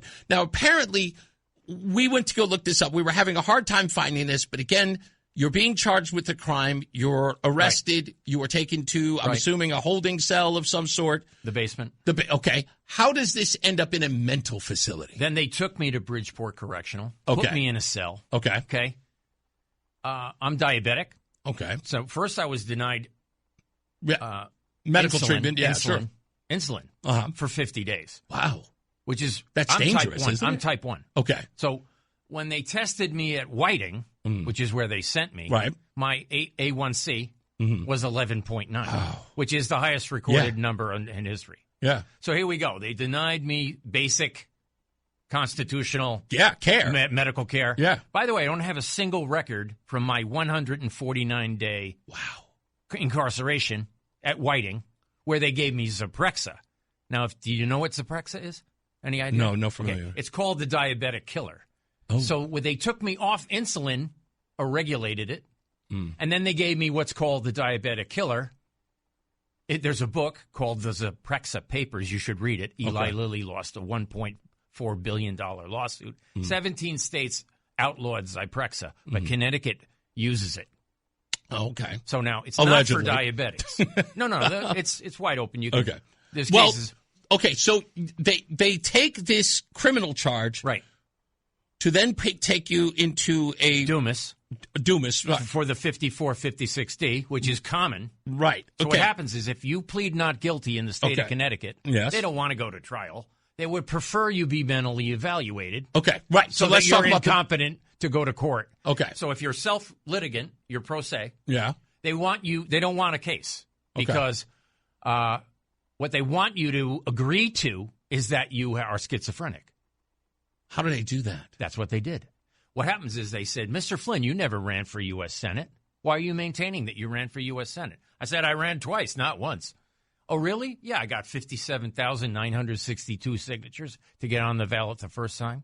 And I got 69,900 to get on against Murphy. Well, they disappeared. Oh, and so because of that, you're hallucinating. Exactly. Wow. So here we go. They went down this road for days. Mr. Flynn, you're having delusions. Wow. You're having hallucinations. I said, really? He go, yeah. When you were a child, you had ADHD. I said, no, I didn't. They said, yeah. Please tell me that this is I'm is serious. the most craziest thing I've ever hold heard. On. Okay.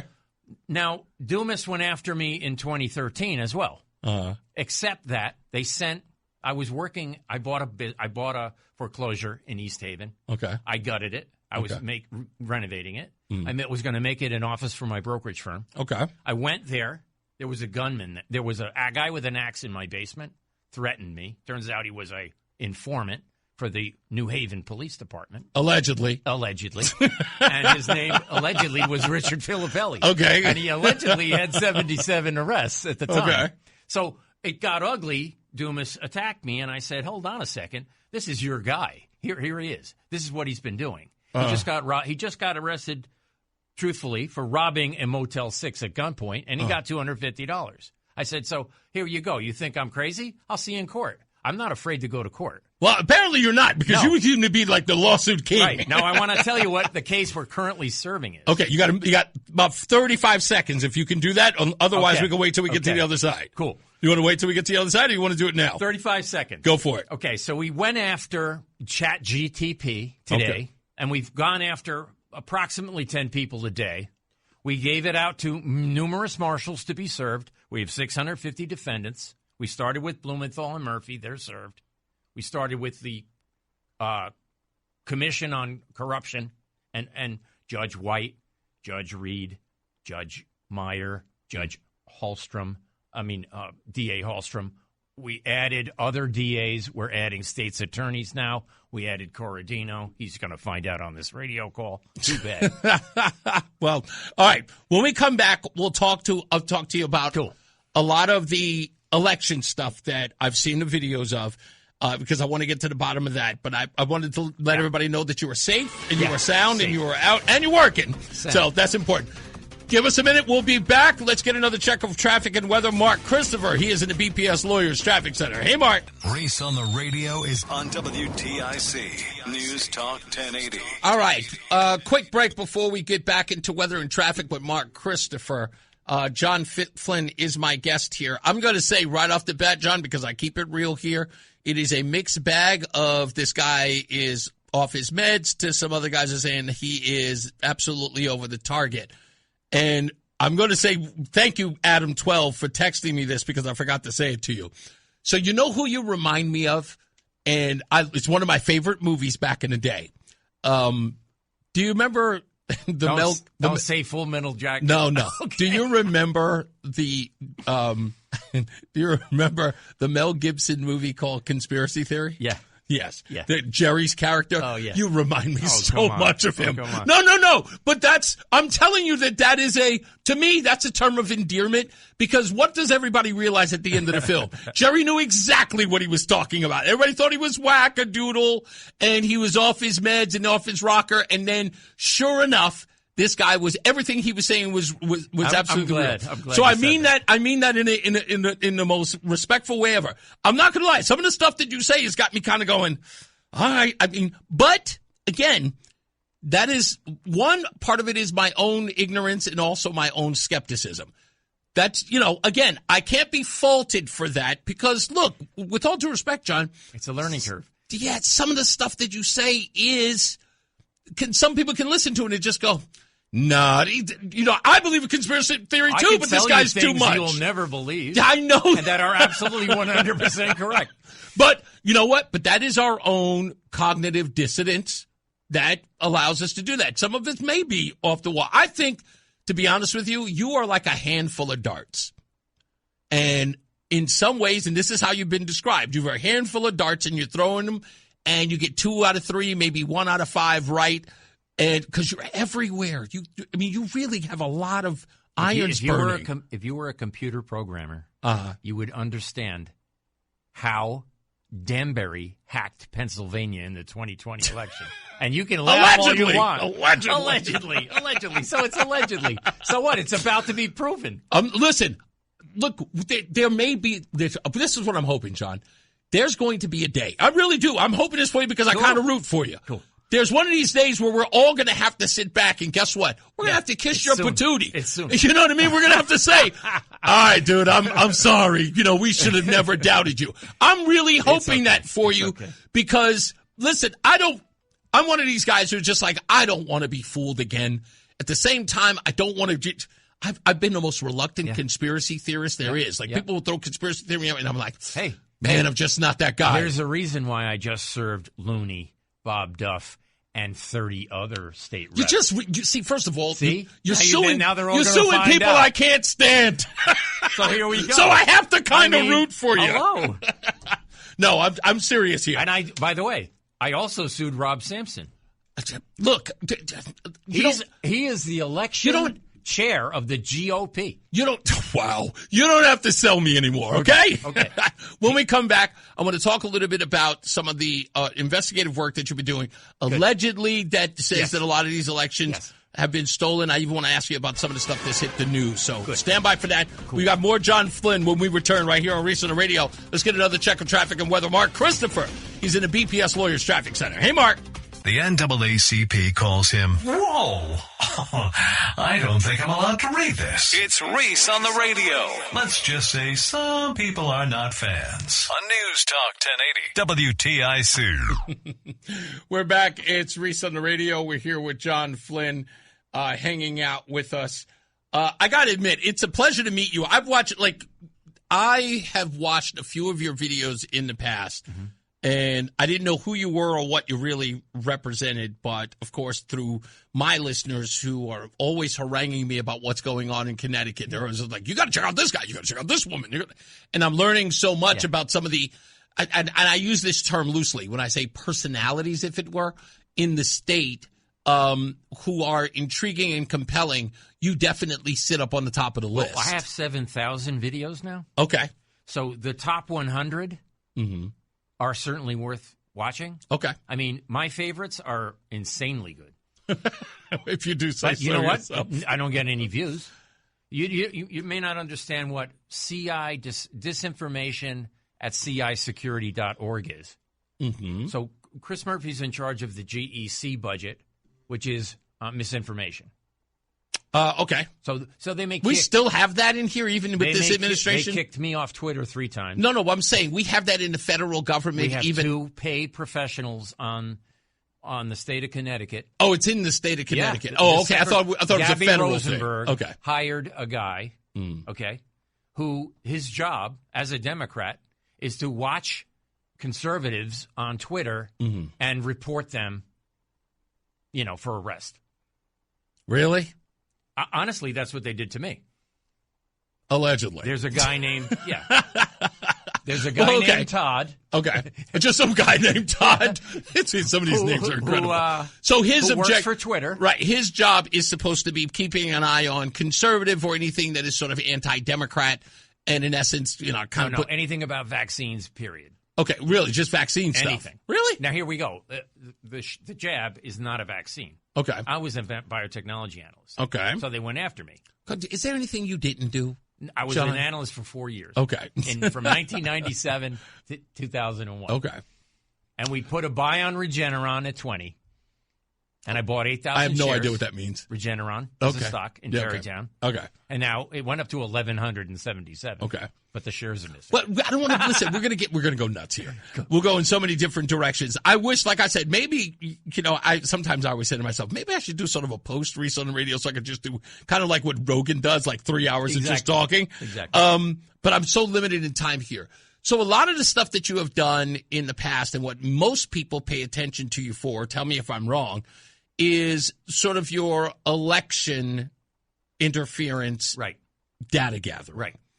And my wife and I have watched a couple of your videos, and you have made a lot of assertions about a lot of organizations, a lot of people. That document that you just gave me, a lot of assertions and a lot of accusations about individuals and companies. Yep. And in many cases, the videos that you have put out have suggested that actual votes are being flipped and switched, that interstate interdiction of voting is going on. I think you made an allegation that was associated with Oklahoma, Connecticut to Oklahoma. Yep. Like, what are those two states doing with Nevada? Okay. I alleged that that Pima County and Maricopa County in Arizona were hacked by Connecticut. Period. How about Connecticut group? Yes. Right. In order and Georgia was hacked twice. Now, you're saying that, and if I'm getting this correct, you are alleging that the Maricopa County hacking was involved with the Kerry Lake election. Is that the one you're talking about? Or are you talking about the one with Gallo? I'm saying the 2020. Oh, you're talking about the 2020 election? Yeah. Oh, you're talking about the federal totally election. Yeah. Okay, not the local election. Okay. I wasn't sure exactly what you meant by that. Okay, so the 2020 election. Now, look, I'll admit, I'll even concede that the president is going after, or at least I shouldn't say the government. The DOJ is going after Stephanie Thomas. No. In Georgia. Where's the in the Georgia election, because they believe that they have a strong case in that ballot harvesting to prove. Well, look at Bridgeport. Yes, that's a great point. I mean, there's 9 arrests. Yeah. There should be 30. In fact, if I'm correct, Wanda Pataki has well over 100, 90 charges, 90 felony counts. Excuse me. I tried to press charges against her in 2022 and 2024. Porter didn't do anything about it. And now he's got egg on his face because I was right. Well, okay, like I said, again, I said we're eventually going to end up saying thank you, John, for I told you a moment ago. I Yeah. asked my friends in the 2022 election and the 2024 election to take a picture of their ballot, and they did. So I have thousands of pictures of ballots. Well, they say you got none. And they said I got 0. Now, I voted for myself. I can guarantee you that. And I took a picture of it.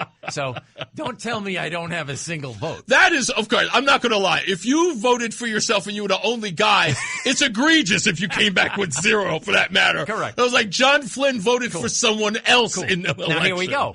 The people they went after, Sam Magliari, voted for me. He's in jail. Andrew Pritchard had his house stolen by Norwalk, $3.5 million home. He had no mortgage. He's current with his taxes. Mm-hmm. They foreclosed on him. They created fictitious documents. Can all this be? Now, hold on. He voted for me. Now, look, my guys right now, listen to me. My guys, when they hear this stuff, they're going to be, fact-checking to the boot. I mean, Go ahead. Hey, okay. Here's a better one. All right. There's a lady named Heather Lindsay, who was Dr. Ahuja's nurse. Now, Dr. Ahuj is a pain medicine management guy in Stanford and Darien. Okay. Who has OD'd many people. Allegedly. Thank you. Including his own wife. And allegedly. And allegedly his own son. Thank you. At least they're saying allegedly. Goodness gracious. It is alleged. Okay.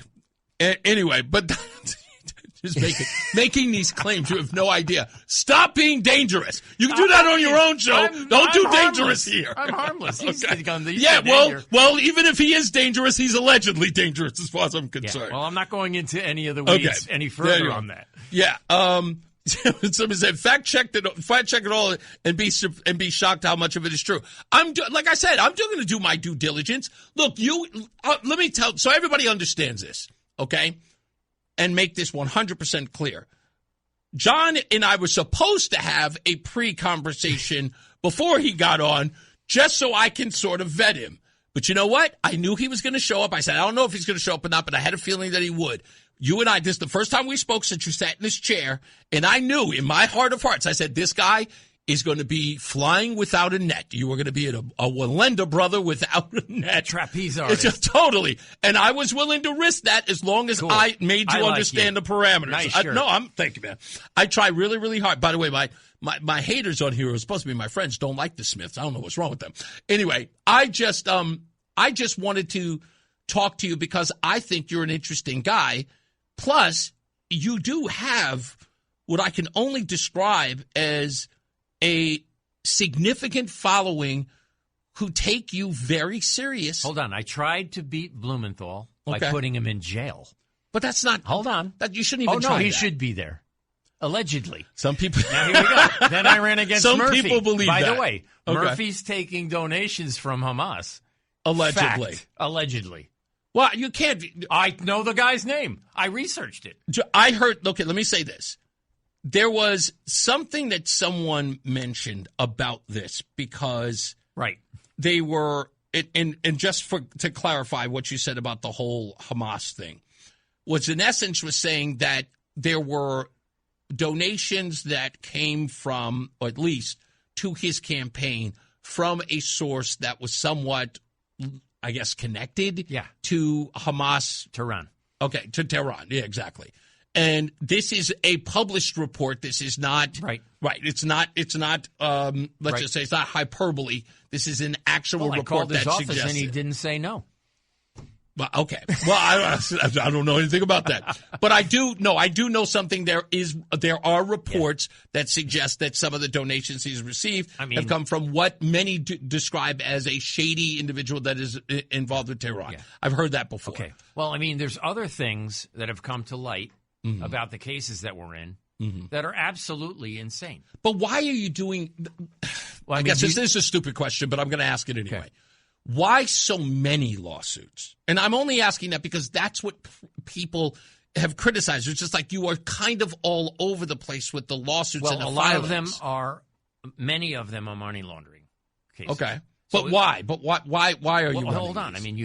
You have the record from the bank and you have the trade ticket and you have and there's no way for them not to agree with you. This is your bank statement. This is the trade you did. Why is it at zero? How did you buy these stocks at zero and steal them from your own client who sold them at zero? Do you have an axe to grind with them, John, though, or are these legitimate cases? Because I kind of feel this is... I have a case, again, for a woman named Elizabeth Harding Weinstein. Do you know who that is? I'm not familiar. Okay. She was murdered on July 3rd. Okay. It's a very important case. Okay. Now, the problem is her husband works for the Second Circuit Court. Was a clerk for a judge where Judge Nathan works. Okay. Judge Nathan heard the Epstein case. Okay. And overlooked 150,000 emails to Miss Groff, who lives in New Canaan. Okay. So here we go. So I'm trying to understand. So you're filing all of these because... If no one did the work... nothing would ever come to light. Blumenthal's case from 2022 got dismissed. It went to appeal. Judge Nathan heard it. Judge Nathan worked for Obama in 2009 and 10. Is that confirmed? Worked for John Kerry. Yeah, you can look her up. She's a staffer. Okay. He made her a judge. Obama made Nathan a judge. Okay. Fine. I don't care what her background is. That happens. Okay. But here we go. How do you pardon a woman who booked every Epstein appointment for 19 years and not include her? Is that confirmed? Yeah. 19 years. So is this, to help me understand, because I think you're kind of avoiding my question. Oh. Why are you doing all of these filings? Like, what is the reason for all of them? Like, is it because you feel like the system is just so corrupt? I think there's layers and layers of corruption. Okay. Period. And you feel I think there are 60 judges that need to go to jail that I know. And you, in your personal, this is a personal effort by you that says that you are going to right these wrongs no matter what the cost. No, I started with my own theft of all my assets. Right. Now they robbed my mother and my father and my aunt and my buddy. And my mom passed away in 2016. We don't have her account, her account. So when you look at the fraud that came from Bernie Madoff, I befriended his niece, who told me a lot. Okay. So I became a whistleblower. All right. And this is you just extending just that. me against Bernie Madoff. Right. But what I'm saying is that this has sort of led you down the road where wherever you see this corruption, you're going after. Well, I want my answer. I want my question answered. I'm just saying. Nothing against what you're trying to tell me here. I've seen what Judge Reed did to people. Okay. Now, if you saw it. No. Listen to me. You and I are on the same, John. You and I are on the same page. I know. In the sense of I don't like to see people wronged, but for me, just the way that I am very methodic about clearing up these wrongdoings. Right. What I'm asking you here is, before we have to get up out of it, because we got to end it soon. My question to you is if whether or not you are biting off more than you can chew. Because I just, to me, maybe I'm not understanding it. I need that understood for myself. People look at my record, okay, and they say, "Wow, you're a loser. You lost every race you lost every lawsuit you ever." I knew you were going to do it once. Sorry, bro. I knew you were going to do it once. It's okay. It's all right. It's all right. We dropped it. We dumped it. Good. I knew you were going to do it once. No, listen. All I'm saying to you is this. I get it. I know that you are bringing. When we're off the air, I'll tell you why. Okay, but I can't say it on the air. Oh, you can't. Okay, no. Fair enough. All right. Well, then you should have just said that instead of me trying to drag it out of you. No, I appreciate you coming in. What I want to do is I want to get an opportunity to have you and I sit, talk anytime, anywhere, and maybe break bread. Drinks and get to know. Well, I don't drink, but we'll still get together. Maybe we'll have some coffee and talk. I think you're an interesting cat. Anytime you want. You got it. I think you're an interesting guy. I think that you're relevant to all of this. Regardless of what, the controversy may be. The risk you're taking. Hey, I know. Trust me. And believe me, I'm taking risks. Well, I know.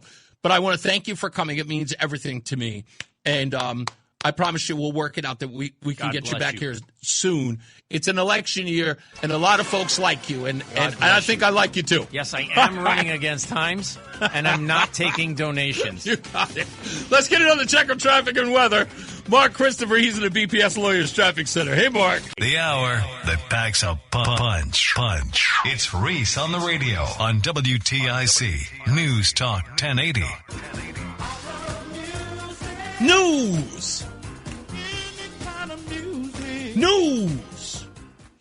News in music today. Smokey Robinson turns 86 years old. A lot of folks will totally appreciate this. Tony Iommi turned 78. Of course, he is the guitarist and riff mastermind from Black Sabbath.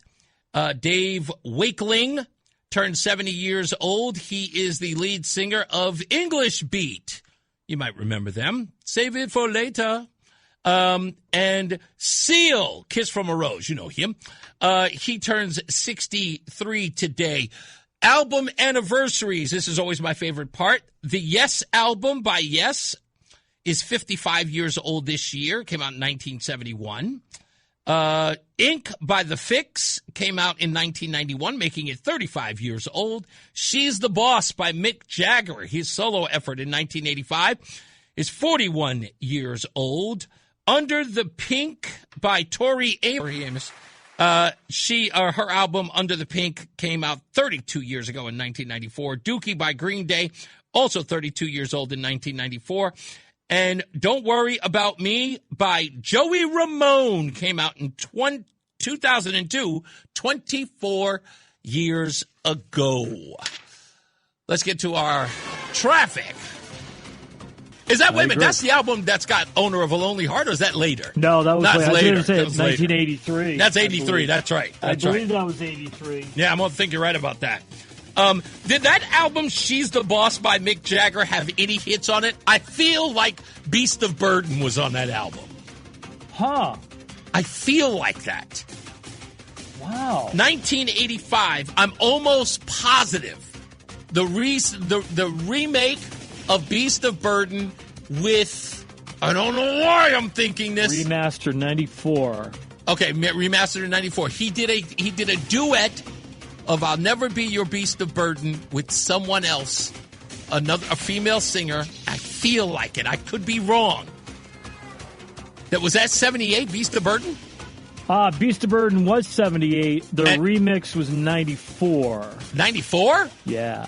Okay, so he doesn't do it with. He doesn't do the song. What was the song that Mick Jagger did with Bette Midler? It's either Bette Midler. Yes, I'm positive of this. Okay. And now I have to look it up. And I know he did a remake of one of his songs or another song that he did together because it was a part of that whole Mick Jagger doing thing. It was a cover? It was. And what was the name of it? It was Beast of Burden. Beast of Burden. Yeah, it was. It's Reese on the radio on News Talk 1080 WTIC. All right, we are back. Let's get to the phones. I'm pretty sure you guys are chomping at the bit. It never looks like this until you are. Let's go with Bob in Manchester. Hello, Bob. How are you? Hey, Reese. How's it going, man? I'm all right, sir. What's up? Hey, I wanted to call earlier and want to make a comment on the topic you were covering. Yes, you can go back to it. That's fine. You want to talk about those abortion rate numbers I was talking about? Yeah, you got me curious. And I was thinking when you were comparing the abortion rates for black women being so much higher, and you were wondering, hey, is this a going out of business plan for black people in America? I think that's, you know what? I have never heard anyone describe it that way, but you're right. You're 100% right. Hey, yeah, I was going to point out something, but you gave me time, so I actually did some homework for you. Okay. What I was going to point out was that higher abortion rates don't necessarily mean lower birth rates.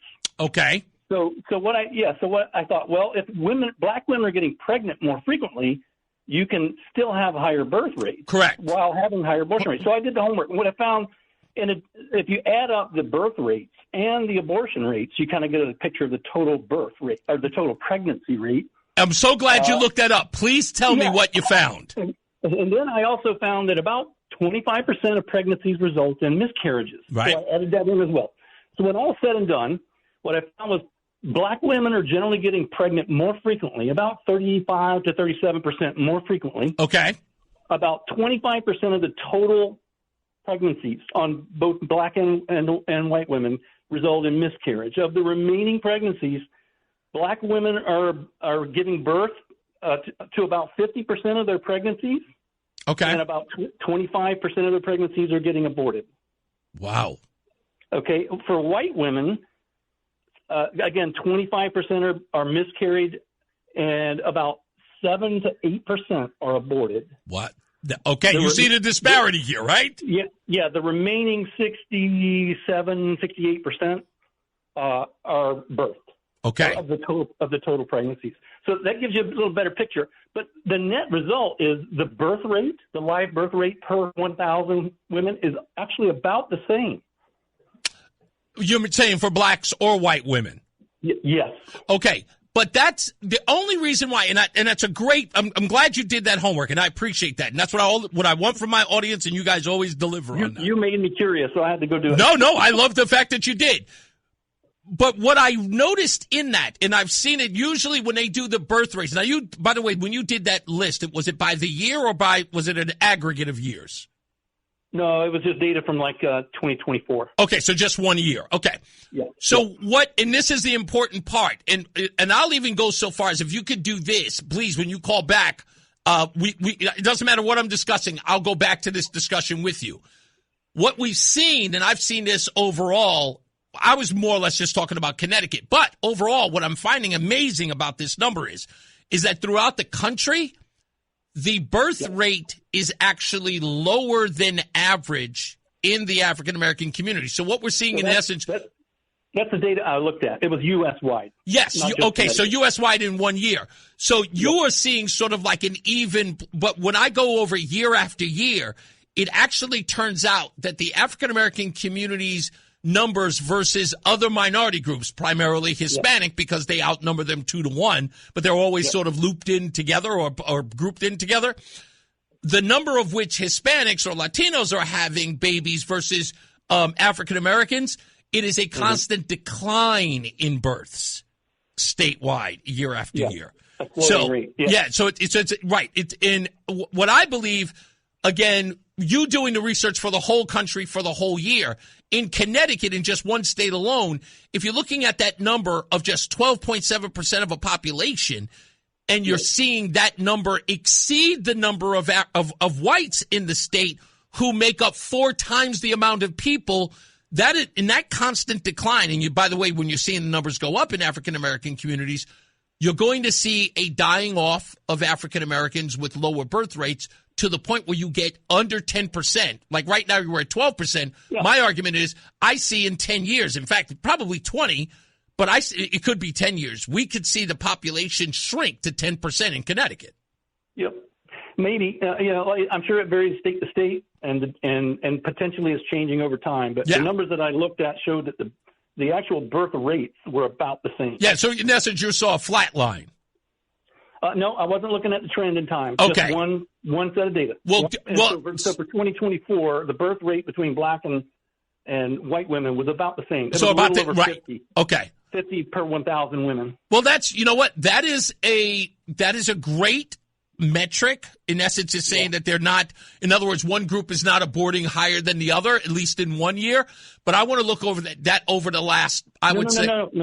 Don't misunderstand me. I'm not saying that the abortion rates. Oh, okay. No, the abortion rates. Yeah, I got that. The birth rates are the same. Are the same. Yes. No, I totally get that. Black women are getting more abortions. They're getting pregnant more frequently. Right. So they can level off. But the birth rates are about the same in the end. So in essence, it's saying like more black women are having babies than they are aborting them, and that's what levels them off. So the question might be black women are getting pregnant at a rate that's about 35, maybe 40% higher than white women. Correct. Right. Yeah. Which gives them, in essence, a little leg room, pardon the pun, but a little leg room in the abortion statistics that they could be leveling out. Totally get your number. Thank you, buddy. I appreciate that. Thank you for doing the research, too. Take care. You got it. Let's go to Adam in East Hartford. How are you, Adam? Adam? No? Okay. That's all right. Let's go to Patty. Patty's been waiting for a little bit. Hello, Patty. How are you? How are you, Reese? Nice to hear you. Nice to hear you. It's been a while. What do you got for me today? Well, going back to the same issue that the gentleman was just talking about, and I always go to the value of life. And I think over the years, I hear it even since the 70s. You know, there's a conditioning of abortion to euthanasia. But I think what happens in people also is that some of their circumstances, we don't offer alternatives to pregnant women. Correct. Many times it's actually no ultrasound. And I think when you offer alternatives, offer ultrasound, offer support to people, because I will be honest with you, some people that I've known who have had abortions over the years, they carry it. Yeah. We think there may be a callousness to it, but I think a lot of people harbor the grief, and they carry that throughout their life. And I don't think people realize that in the people. They may be conditioned for it, and what starts in animals, even chipping now, they actually, cremation, abortion, all these things, watch what they do to the animals first, even the chipping. All these things start in the cremations. Yeah. They start in animals, get us used to doing something. And that's what they're doing with people. They're conditioning even young people that they tell people what it looks like or how they describe it, when in fact it's alive. And I don't care how they minimize that. But when young people hear that, you desensitize them to the value of life. And that's we're the doing thing. that as a whole society. And that's what bothers me the most, because when we start devaluing humanity, life and death, and we feel we should take control over those things, life and death, euthanasia, I am not for it all. And if people want to do that, that's fine.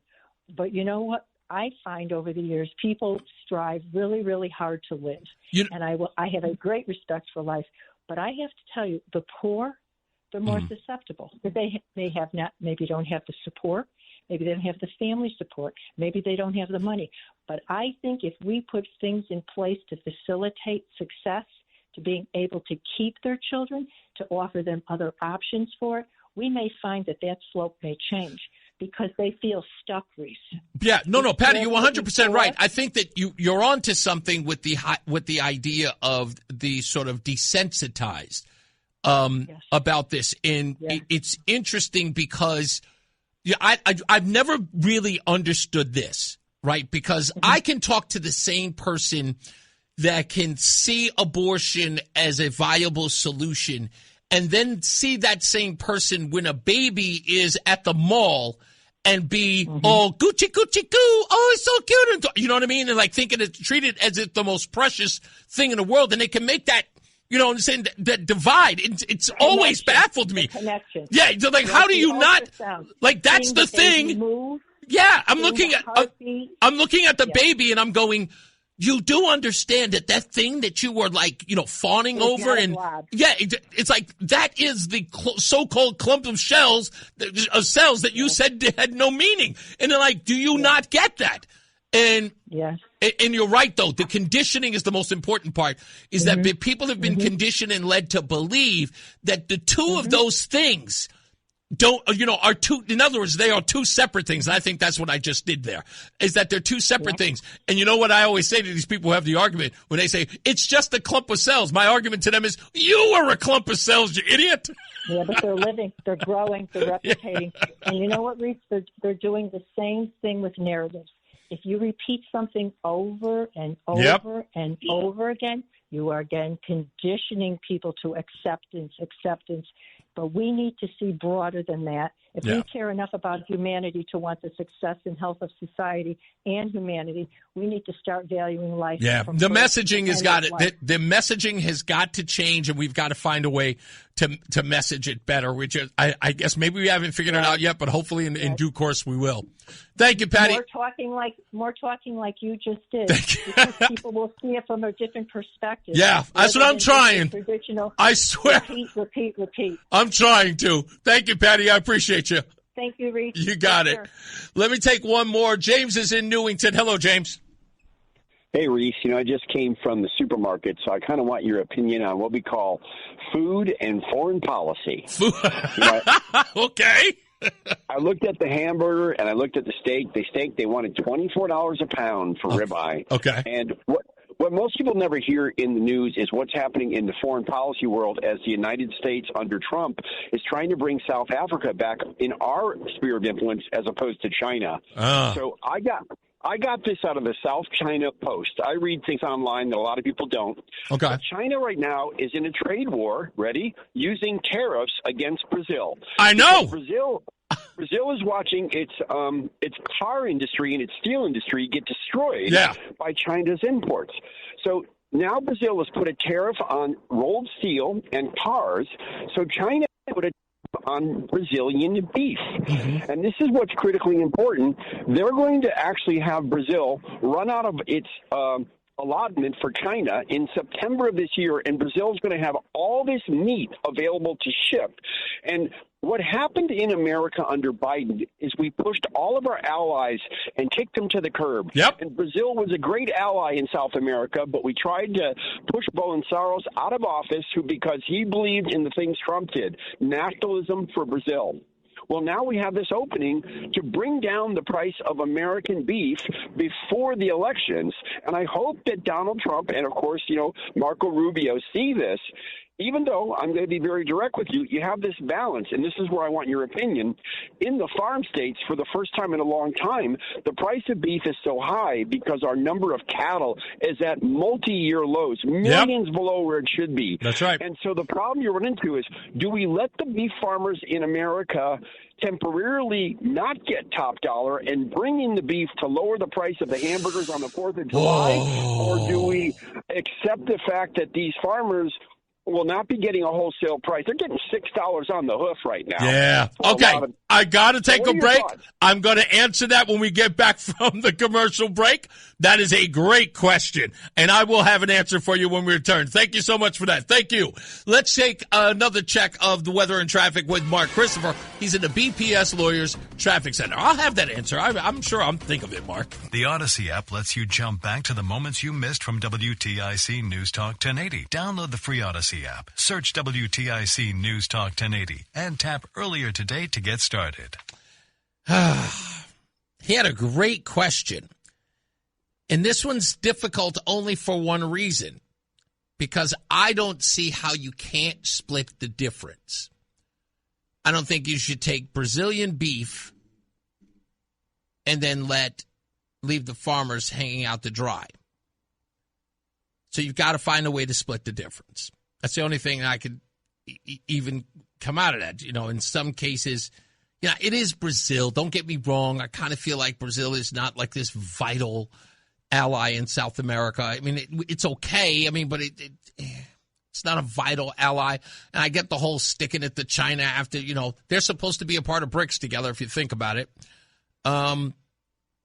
There's a way you could do that without having to sort of screw with the farmers, because they're going to need the relief more than it is, in lowering prices. So I would say I would manage it in a way to split the difference. It does sound like I'm not going to lie, even in myself as I was thinking about it during the break, that it's almost a cop-out. You can't help it having it sound like a cop-out. But if it was my decision, I would find a way to split the difference. I got to support our farmers, because if you abandon them, especially as a campaign, if you abandon them to appease a foreign relationship with Brazil and you leave farmers out to dry, that doesn't help you politically. And what I mean by that is doesn't help you politically because J.D. Vance or another Republican has to run, and they're going to feel abandoned, and they will make you pay, especially at the midterms. So you got to find a way to make the farmers happy and maybe still keep that, or pull Brazil in some way, make some sort of concessions to them. That's the only way I can see it. So I hope that satisfies the answer. If it's a cop-out, I take responsibility. I will take the L. If you say that it's an incomplete answer, totally understand it, because it's a really, really rough, it's a tough road to hoe. But, I mean, you got to, politics are like that. If you can manage it in some way, it's one of those things. You just got to, it's a balancing act. That's what it always is. So we'll get to that. We'll get to the rest of your phone calls. As well, we'll recap some of the stuff that I did bring up. Remember to go to WTIC.com to check out the program. If you can't go there, go to ReeseOnTheRadio.com so you can listen to the program. Either will help us in the numbers, because we like numbers. We like you listening to us and not listening to anybody else. It's a friendly rivalry. They just don't know that it's a rivalry. I haven't told them yet. So it's important. Also, I'll talk a little bit about my trip today. I am going to the Urban League and their anniversary today. Apparently, they're having a Black History thing over at the Mark Twain house. Okay, truth be told, I'm going for the Mark Twain thing. No, I'm kidding. I'm going there because, it's a whole event thing. So I'm going to go check it out. Yeah, what are you going to do? Let's get to another check of your weather and traffic. Mark Christopher is in the BPS Lawyers Traffic Center. I'm assuming, Mark, you've been to the Mark Twain house. Am I going to like it? Yes, I have. It's great. Am I going to love it? You've never been there? Never been. Yeah, it's great. You'll love the, as I remember, there was above the fireplace, it was a glass window above it's so unique. Really? As I remember. Hopefully I'm remembering right. Okay. But, yeah, great place. Is it a great place for events? Oh, yeah, absolutely. Oh, yeah? Do a lot of events over there. I can't wait to see what they serve as hors d'oeuvres or whatever, because I am starving. Are you really? What time does the event start? It literally starts in 20 minutes. Okay, so you get off there, you're going to run over there. I'm going to run right over it. There's a little bit of traffic. Your first hors d'oeuvre will be popping in around 6:30. What's up, everybody? You know who it is. You know who it is. You know who it is. It's Reese on the radio. Frederick Douglass of the 21st century. It's WTIC News Talk 1080. Teresa is in the chat room. She said that she's seen 3 different Aaron Stewart ads on television in the past 2 days. I'm glad to see the ads. Just wondering if she's decided to come and speak at the debate. No decision yet, and we have not, well, other than those who have called in. I was supposed to receive a phone call this week from her campaign manager. He did not call, and I have a text message here that says he's going to call. He hasn't. But we're sending out a letter to all of the campaigns with the ground rules, which they're all going to sign. It's a legal document that says these are the parameters of the debate. There is no mudslinging. There is no attacking one another. It is all about policy and answering the questions that they are asked at the debate. You know, this isn't talking about the other person's record and things like that.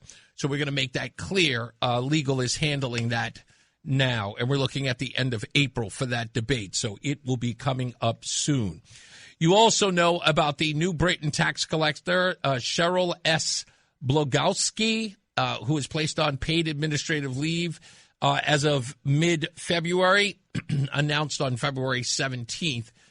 This stems from an ongoing independent investigation into years of alleged financial malfeasance within City Hall, initiated after Democratic Mayor Bobby Sanchez, who took office following the most recent election, learned of the allegations. Details on the specific nature of the alleged wrongdoing remain limited in public statements. No charges have been mentioned, and the investigation is described as thorough and impartial to review the facts.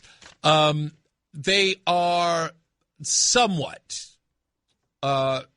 suggesting that Aaron Stewart may be involved. The reason why it launched almost implicates her.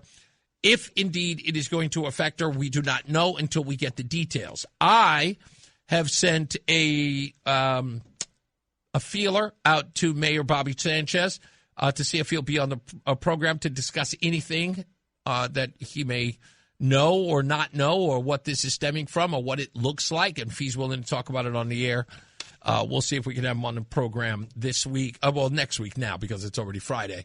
And I don't do any guests on Friday except for my wife. So we'll see what we can come up with as far as getting him on the program. Let's go to Tom in Thomaston. How are you, sir? Hey, I am well, Reese. Thanks. What's up?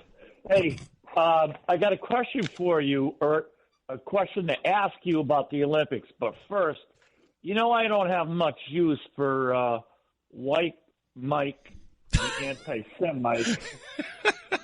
He is truly an anti-Semite. Okay, he would disagree with you, but okay, what's your point? Disagree? No, he's not a racist. He says some crazy things about blacks, but he is definitely an anti-Semite. Okay, all right, you made that point. Okay, so what is it that you want to say about him? I'm assuming there's something you agree with him about? Oh, well, hey, yeah, he mentioned to you, I think on Friday, Steven Wilson Jr., the singer. I listened to him all weekend. That guy is great. So, with that being said, White Mike, anti-Semite, great taste in music. Good, excellent. I think he's actually on hold. I think he'll be halfway excited to hear that. Yeah. I'm sure he'll like half of my response today. My goodness. Anyway, so what did you want to ask about the Olympics? Have you been watching any of it? Not a thing. I've always hated the Winter Olympics. Yeah, I do too. But I just happened to see this blonde woman skier, and they said, oh, the Chinese skier is up. And I'm looking at her. She looks a little Chinese, but she looks a lot more American than she does Chinese. Okay. This woman is a traitor, Reese. She's an American woman. She's got an American father, Chinese mother, grew up in the United States. Yes. Nothing but United States. And then they plow her with hundreds of millions well, not hundreds of millions, but $20-30 million, and now she skis for China. Wow. Luckily, she only got 2 silver medals, I think, this year. But, you know what? Look, let me tell you something. Do you know what that reminds me of? And I learned to get over it, but you may need some time. It was like the day I found out that Gary Carter went into the Baseball Hall of Fame as an expo. I was furious at him for that. Because, again, everybody said, I mean, and the reasoning makes sense. Because what is the likelihood that an expo was ever going to make it into the Hall of Fame? Gary Carter was doing that as a favor to save the expos from never being included. But I still think there was a raw deal because he won that World Series with the Mets, which made no sense to me. And he was the captain, for crying out loud. So I get it.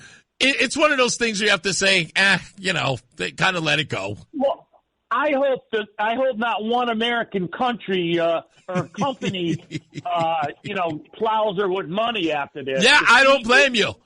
Traitor. I'll tell you this. I almost think that if an American company did give her an endorsement, I believe the fans would say, what are you talking about? You didn't even play for us.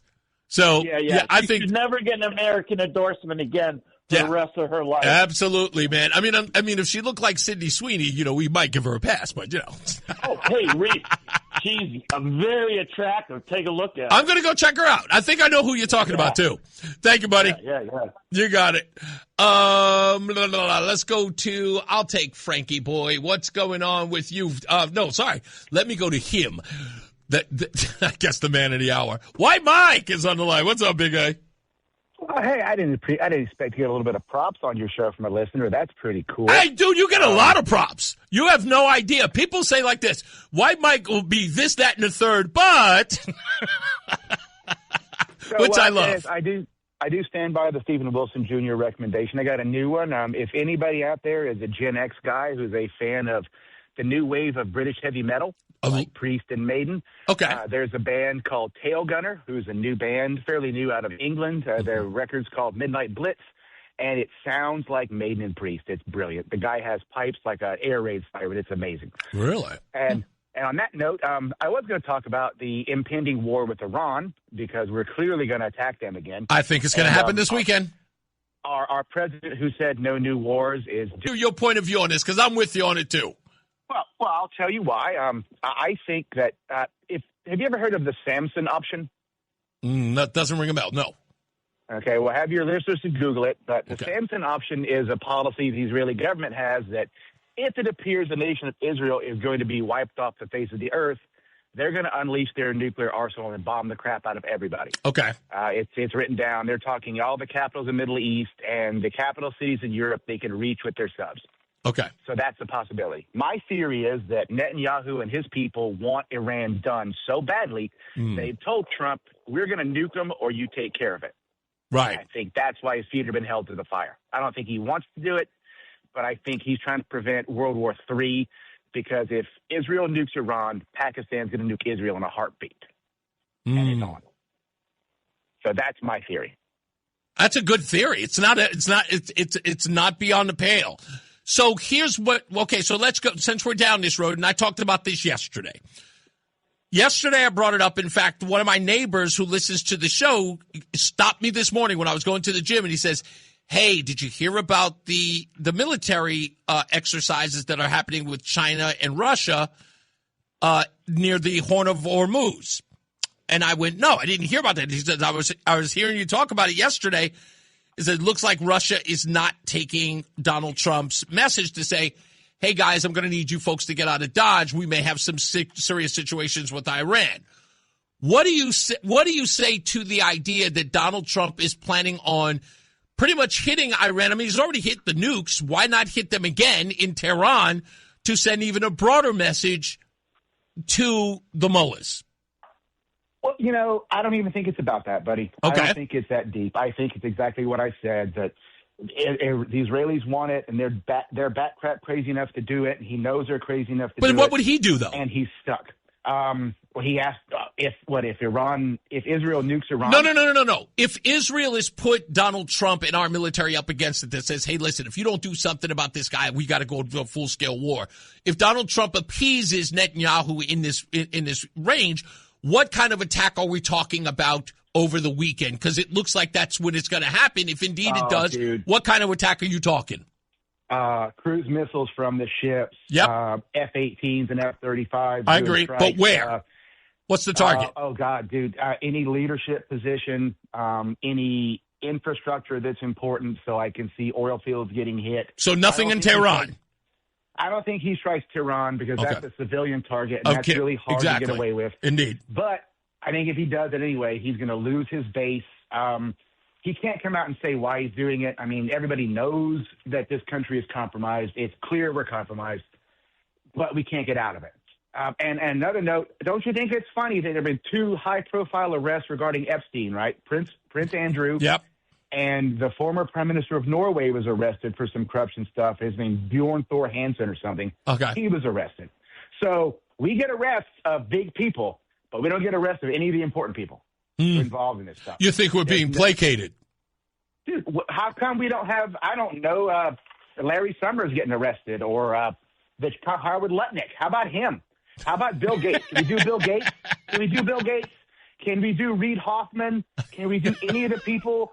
They know the names of these people. I mean, if you believe the theory that Pam Bondi gave the Congress access to the unredacted files to track what they were looking for. Yeah. So if the unredacted files are out there, we know who the people in these email chains were. Yeah. So we're talking about all this crazy crap like Jerky and all the pretty young ones and all this. Yeah. We could get them right. And we know who now, that. Yeah, exactly. Yeah, you're right. 100%. And you know why they're not getting arrested. Your last caller is going to be upset. They're not getting arrested because they're not taking out the important people with the small hats because they're too powerful. See, well, that too, and of course, as you always say, they don't eat bacon.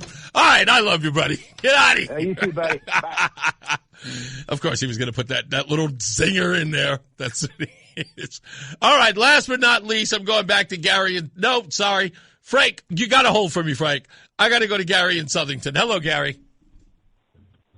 Hey, Reese. What's up? So a couple of things I want to say. I'm gonna comment on what the idiot was just. I've heard him many times. You know, I have no idea why you think that this guy is a valuable caller. Would you allow somebody that calls up and said I'm a member of the KKK and yes. I kill black people? In a heartbeat. No, you wouldn't. Yes, don't. Hey, don't speak for me. I just told you I would. You asked me, and I told you. If a Klansman wanted to call this program and talk to me about how he felt about taking out the lives of black people, I would talk to him. You want to know why? Because I'm not afraid to talk to him. This isn't about censorship. Yeah, you know what? I had a guy who called me all the time who we used to call Scott Nazi. Okay? I used to have a guy call me every day named Scott Nazi. And he was an avowed anti-Semite white supremacist. And he told me that. He even went so far as to tell me on the air, you're my favorite black person ever. I've never taken an offense. Do you want to know why? Because I don't care about other people's opinions because they never dwarf mine. I know you don't. That's why I understand why you're letting this guy. I just explained it to you. Ridiculous theories. Okay, let me say something about what he said about Iran. First of all, does he know that what Iran's philosophy is? What is it? Now, this is a fact. They believe in the fifth Mahdi. You know what the fifth Mahdi is? I'm sure you're going to explain it to us.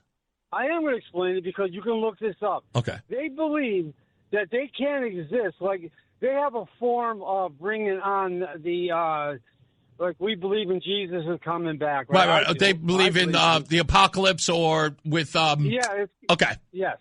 It's kind of like that, but the Mahdi cannot return until they wipe out Israel from the face of the earth and us. We're the great Satan. Okay. So this idiot keeps calling up about his stupid theories about it all circles back to Israel. No, it doesn't.